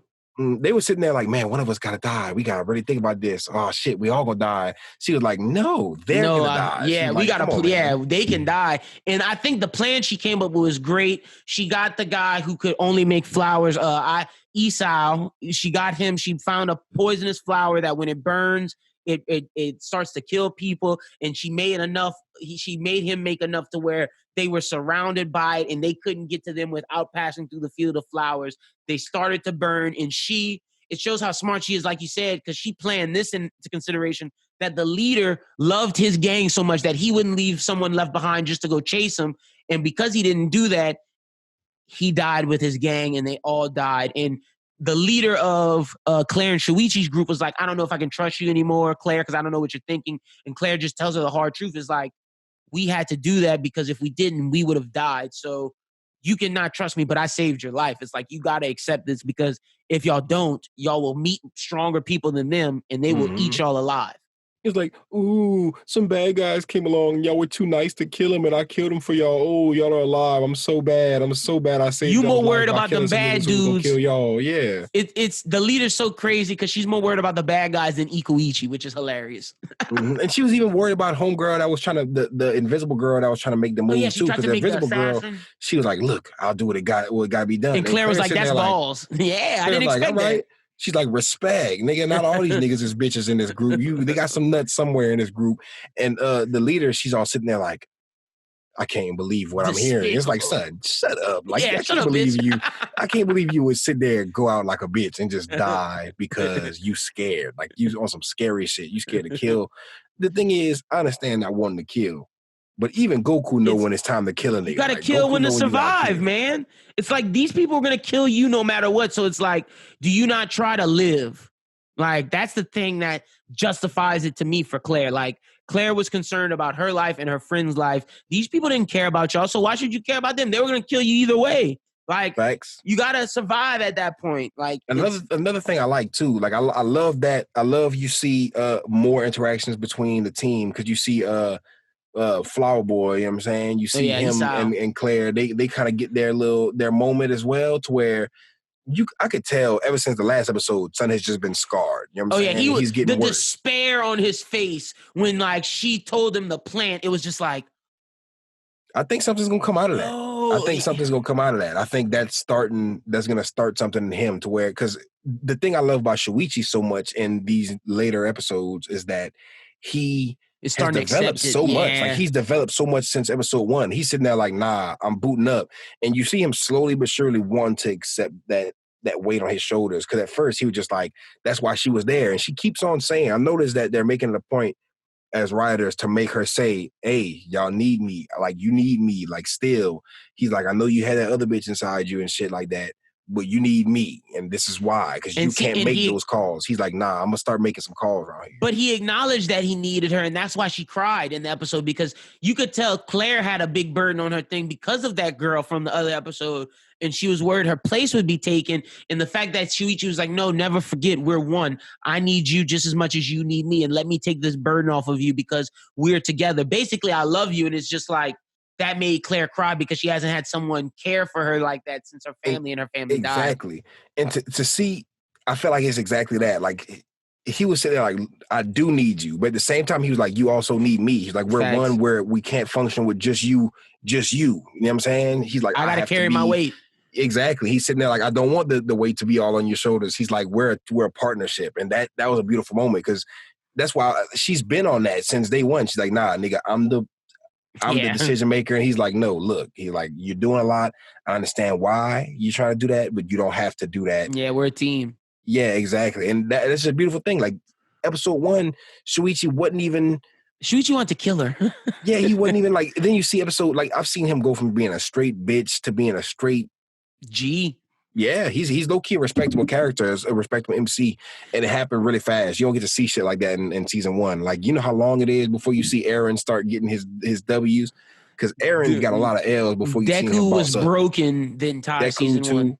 Like, facts. He broke his body the entire season 1. So, like, literally seeing Shuichi, but it doesn't happen without Claire. And I think this goes to a theme of this show of you need your partner in life to make you whole. You need your partner, y'all, to make it through life. You need someone to help you to get to where you want to go because you can't make it alone. And I think Claire's sister's someone who's shown the troubles of if you go at it alone, whereas Claire and Shuichi both could have ended up like that, but they met each other and they chose to be for each other and be teammates, and that's gonna make them succeed in the long run. But the question the thing is, when Claire and Shuichi both find out that Shuichi used to be with Claire's sister, how does Claire react to that? And how the suit was made originally for Claire's sister. Ooh, that's gonna hurt. Claire's sister is I feel like she about to drop some secrets too. I can see Claire becoming a villain at the end of everything. I could too. I could seeing that coin and like her, like they try to rehabilitate her sister. Her sister maybe gets rehabilitated and like she tells them the truth, and then Claire's like can't take it and just has a mental breakdown. But I feel like her and Shuichi's bond should be strong enough so that doesn't happen. But we shall see. Jealousy is a bitch. It's gonna make some plot twists, but another thing before we just get on to Tower of God, but like the last thing, just to the point of like friendships and like relationships and how you need other people and yada yada. I really want to just touch on how they drove home the villain. Like they made you feel for this bad guy. They did. Like you already started feeling for him in the first episode. In episode what was it, 9 and 10 is like it really drives it home. Like, hey, you may look at him like he's a scumbag, and he is, but not with he has a code of honor. He's not just exactly. He died with his gang because that's how committed he was to what he believed. Because he could have ran. He could have ran. He was the one that could have made it. And he looked like he could have been a bitch type character with his face, the way he looked dingy and just and then dirty. Seeing his backstory, like him coming from that trash heap, and it just showed he changed this power. Yeah, it might have consumed him, but he changed because he felt that the scrap heap should never get left behind. They should be cared about, and that's honorable at the end of the day. Yeah, he might be a shitty person, but he has some honorable qualities. Facts. It's just great writing all around. Like all the characters to me are compelling. Even the character that you're supposed to hate, like the snitch ass fucking camera dude. Yeah, I hate him to like he make me mad. And I feel like to evoke that kind of emotion just speaks to how great the writing is. Because they killed him off. That he's not important. He's not anybody who's worth sticking around. So they kill him off and they make you hate him before he dies. You know what I'm saying? You're gonna see they're probably gonna make you feel bad about it later, but that's just how good the writing is. They can tug your emotions left and right.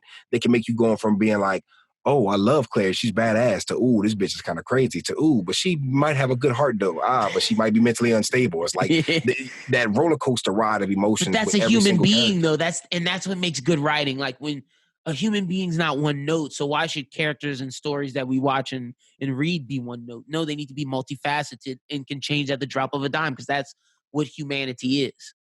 Facts. Like we're getting towards the end, I want to say, of season 1, because I don't think we're gonna get 24. I think we're just gonna get 12. 12, yeah. But like I'm glad this one didn't start strong and fizzle out. Like it's only getting more and more impactful. You're starting to learn more about these characters. You're starting to feel more for these characters. It's really starting to accelerate, and just if we're chart of excitement is going up. It's not like mustering in the middle. I like the fact that they didn't just start hard and all of a sudden you're like used to it. Like, because I remember Goblin Slayer was accelerating the first few episodes. You're like, what's going on? By the time you get to the end of season 1, you're like, No, and another thing another reason why you can think that Gleipnir is about to end is because look at the intro. Every villain that's shown has been seen.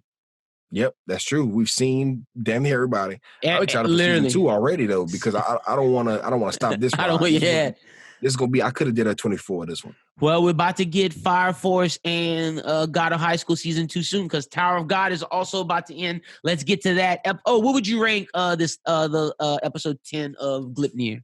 To be honest with you, I'll give it like a 4.8. I don't want to give it a 4.5, but I'll give it a 4.8 because this one was strong for me. Like, I'm giving it many points. I'm giving it a 4.8 as well. I'm right there with you. Because I was gonna say 4.7, 4.5, but nah, it's a 4.8.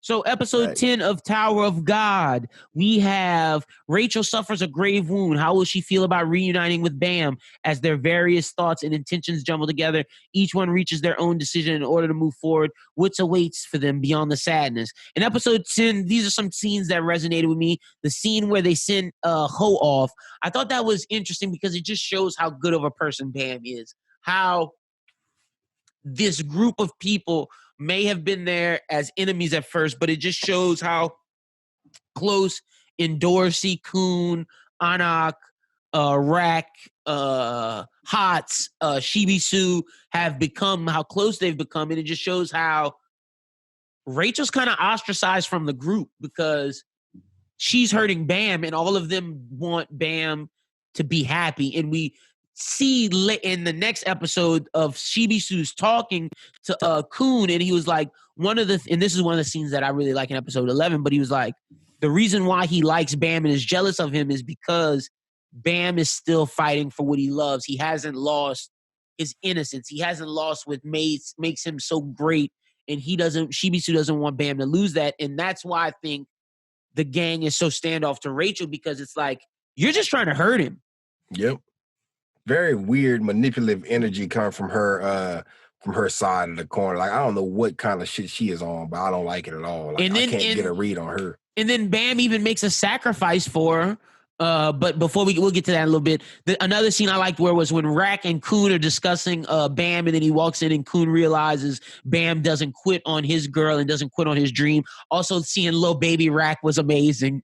Bro, Baby Rack is probably my favorite part of this whole next 2 episodes, just because that shit hits. It was so hilarious, hard. Man. Like even when they sent Ho off.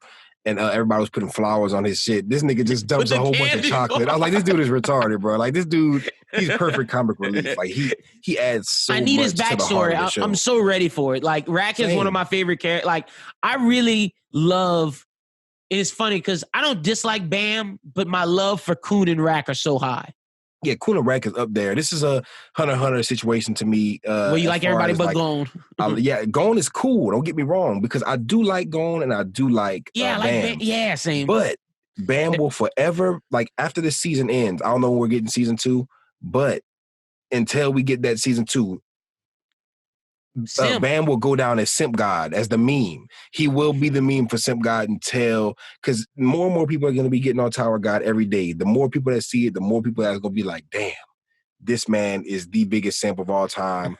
Fuck Rachel, fuck Michelle. Why are they calling her Michelle? Michelle, like that was her nick. That was her. And see, she even made a fake name, so he wouldn't know. Like he wouldn't know that's her. Come on, girl. Not trust that bitch. Yeah, bro. I think she has something going on shady. Like even though in the next episode we see her kind of trying to get along with Bam, but it's just like you're not fake. Talking, the way you're looking, the way your face is, it just tells me screams fake. Seems manipulative to me too. Like a lot of the shit she said seemed manipulative. Like she ain't got no lick of trust for me. Like I'm at -% right now. Another thing this gets answered in episode 11, but man, what's up with the director? Who's like, why did he meet with that guy? Like, who is that guy? Like, what's up with him trying to mess with Anak? Like, why is the director evil? I know he's saying he's doing for the tower, but the way Lero Rowe keeps looking at him, it's like he has some ulterior motives. I don't fuck with the director. That shit was burning me up. I don't know what was going on, but I was mad about it the whole time. I did not fuck with that guy. The director's a skis-ball. Oh, also, I loved how Kun tried to outsmart the director with Lero Rowe being like he wants to take the administrator test, but then they find out that you have to be an irregular, and then Bam takes the test, and then basically the episode ends with Bam getting ready to take the test and him looking at the big creature with those big-ass eyes, which was crazy. That's always weird when you see that big-ass creature because I'm excited. Like, the scale of this world is so wild. It's like you don't know what's going on. Everything's so tiny in this big world. And that's why the fight with the director versus that random operative of Jihad, when the operative of Jihad sent his monster out and the director's monster was like 10 times bigger, and he was just like, you can't fuck with me. I've been knowing you was here. The director's a cold motherfucker, but he's just I do not like him, but I'm interested to see how they take him down because he has to go. He has to go. He can't stick around. You know what I'm saying? Like, he's doing some scummy shit. They setting him up to be a big villain. Do you think? Okay, see, I'm that's interesting. Oh, well, yeah, because they're about to leave the tower, and when they leave the tower, he's just a rancor, so they could see him again as a... No, I'm with you. He could definitely be a villain and someone that gives them a thorn in their side. That's all the scenes that really resonated me with episode 10. Anything else you got about episode 10? No, that's pretty much it. Like, a lot of my favorite parts from the episode had to do with baby Rack, you know what I'm saying? My favorite part of the episode are dealing with Kun, his savagery and his wit. That's the highlight of everything to me, you know what I'm saying? Because the everything else was just depressing. Seeing the director be skeezy, like scummy behind the scenes, seeing Simp God be toyed with by Rachel, bro. That shit was so hard to watch. Like, I'm watching that cringing the whole entire time. I'm like, man, get back to the good shit. You feel me? But he got too much drip and too much power just to be clowning. But he loves that girl with the brown hair name that was talking. Who left? Who did? Yeah, who left? Oh, I don't know her name, but seeing her talk with Shibisu was impactful. Seeing the whole funeral or the whole send off was impactful. She gives Shibisu that knife. Now he got a weapon. Yeah, and I loved all that. Like that to me gave so much heart to this story. Like everything about the Tower of God is hitting right For some reason, for me, I felt like when she was talking to Shibisu and she gave him the knife, I felt like she wanted to tell him, live so I can meet you after. Like, I feel like she wanted to either meet Shibisu after he's done with his journey, or I feel like she wanted Shibisu to leave with her so they could be like, I felt like at that moment, she loved Shibisu. I definitely feel like she went from being like not fucking with him at all to like now there's really romantic tension. Yeah, like there's romantic tension for sure. All right, they set it up whenever they both walked into the past the water together. You know what I'm saying? Yep. So, what would you rate episode 10, 1 through 5? I'll give it a good 4 or 5, just because of the heartstrings it tugged. It hit super hard. It was like one of them ones that like, this is why Tower of God is new GOAT. Yeah, no, 100%. I'm giving it a 4 or 5 as well. Let's get to episode 11, Underwater Hunt Part 1. And this is the second to last episode. Next week's going to be the finale, I believe. I'm pretty sure. It's either next week or it's either next week's the finale or the week after is the finale. We either only have 1 or 2 left. I'm pretty sure it's just 1 though. But this is Underwater Hunt Part 1. Another test is held to reach the top of the tower. Much has been lost. Important things have been gained in order to climb the tower. Accept it all and move forward in your direction. Your feelings and move forward in the direction your feelings lead you. This is the episode I loved when in the scene where Kun was faking with Rack because they find out that Bam is an irregular, and he's like, I can't help him. And Rack's like, no, we got to help him. And they're acting to try to get everybody along. And then Dorsey picks it up and she's like, we get y'all acting. Like, everybody's made the decision. We're going to help Bam anyway, because the only way that Bam could do the test is if they help him, because of the decision he made with Rachel, that they were going to be the bait. And he was like, I'll sit with you, and I have faith in my friends that they'll help me accomplish my dream to get you to climb the tower. And I think it's dope that they do that.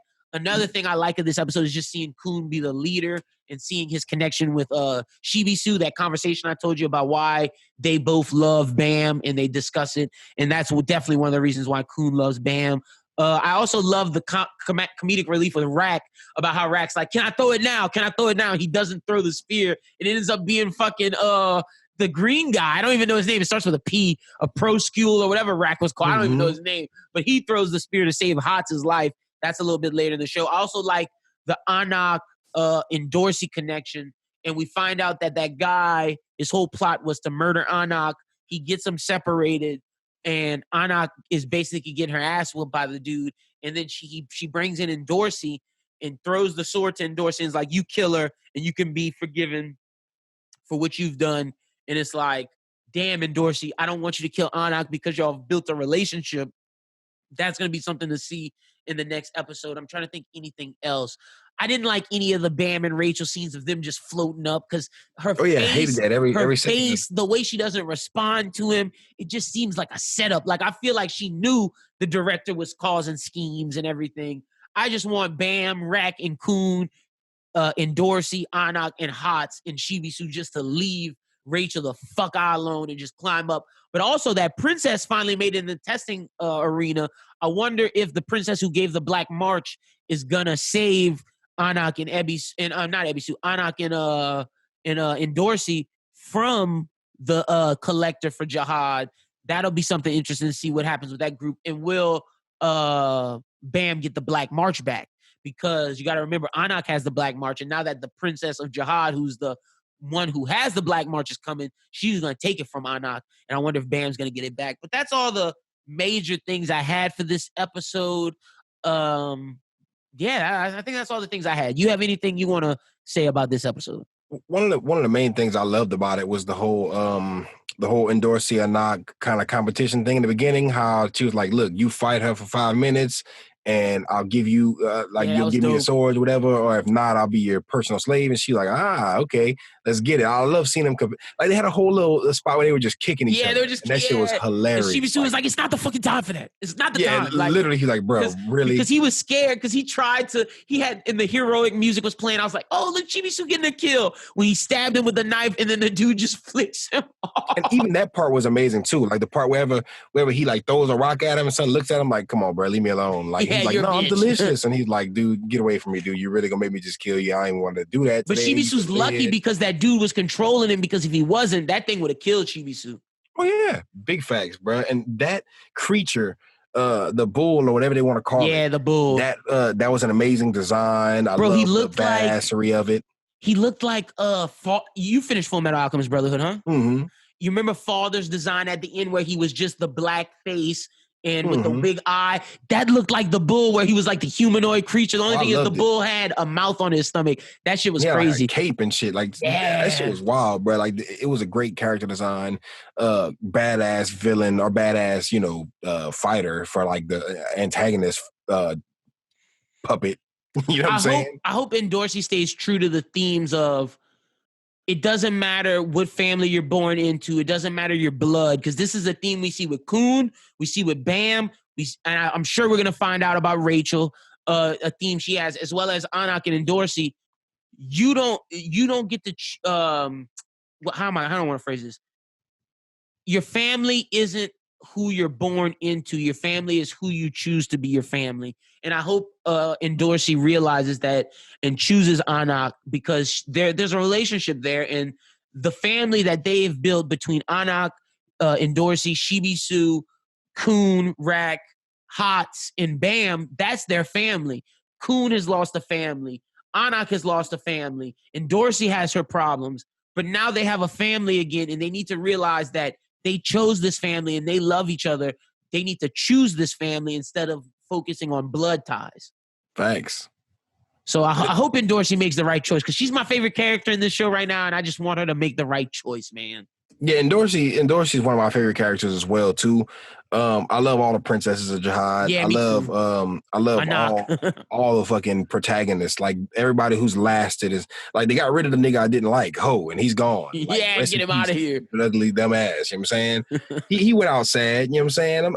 It's always good to see the motherfuckers you don't like go out the way you want them to go out, because it's sad when you see bitch niggas last forever and they fuck up the story. When bitch niggas last too long, they will fuck some shit up. So I'm glad. That's the director. We gonna see what happens. I hope Lara Rowe kill that nigga. Yeah, that's what I'm saying. We're getting these bitch niggas to fuck up out of here. Like with Gleipnir and with this one, we lost two of some fucked up individuals. So I'm glad we're getting that, and we're not seeing. We got, like you said, we got the director that got to go too, but we're weeding them out one by one. You know what I'm saying?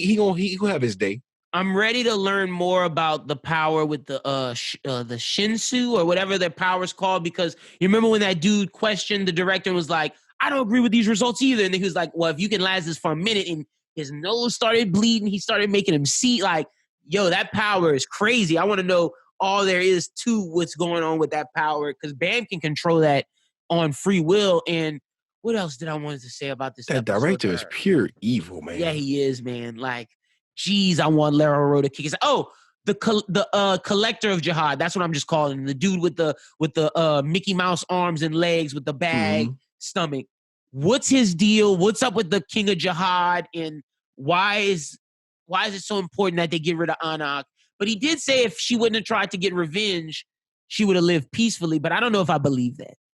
You never know. That could be manipulation tactics. Yep. So I want to know more about this whole Princess of Jihad situation, and why there's collectors coming after certain princesses, as well as how does this tie to Dorsey's backstory, because he was like, you can redeem yourself if you kill Anak, and like, what does she have to redeem?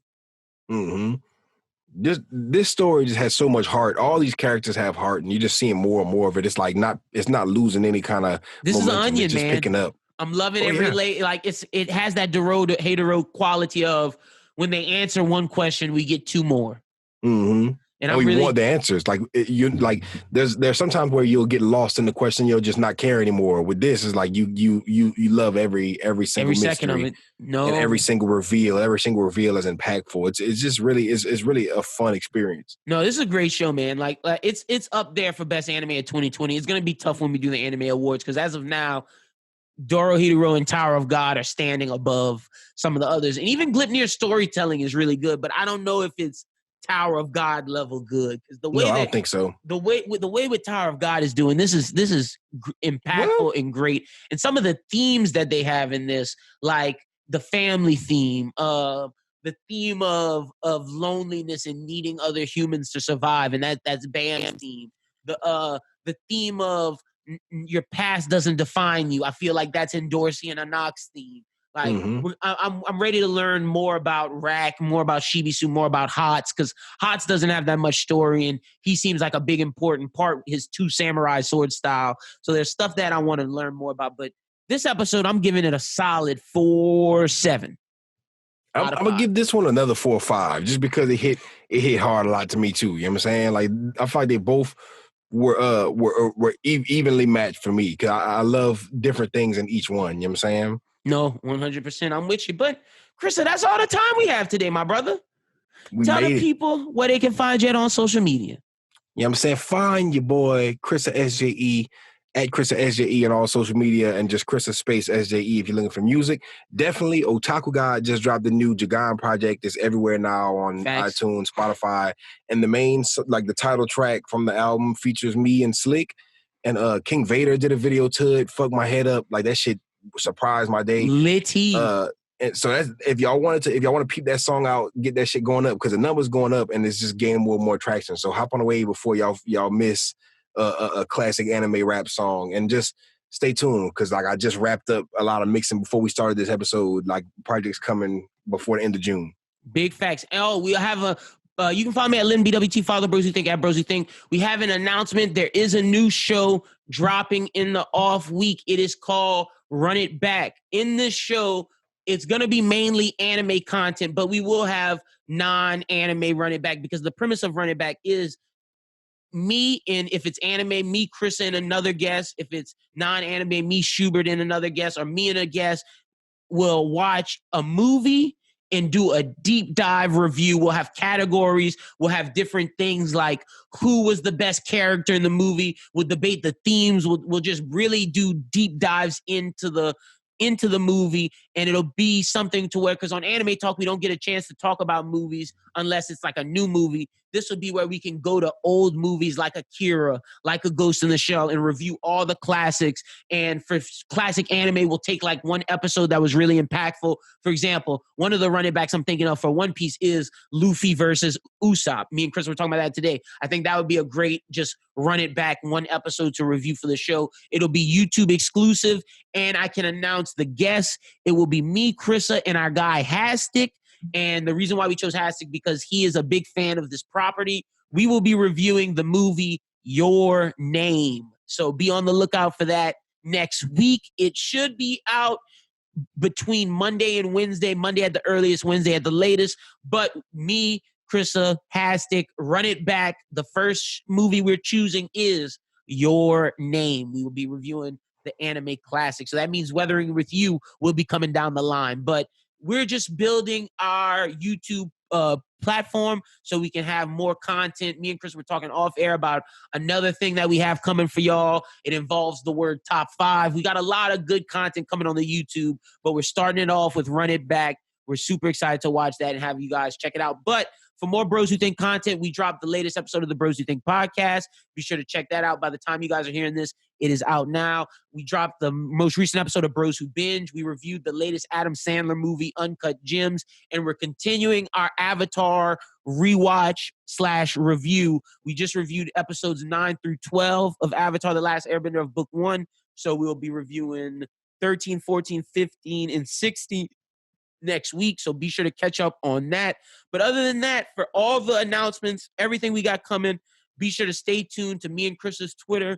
Be sure to follow the Bros Who Think at Bros Who Think. Thank you again to Richie Branson for coming on the pod. We really, really appreciate it. Y'all make sure y'all go get his album on June 12th. But for Richie, for Chrissa, my name is Lynden. We will see y'all next week with Run It Back, but as well as our Instagram Live. But until then, y'all guys have a good one, and peace.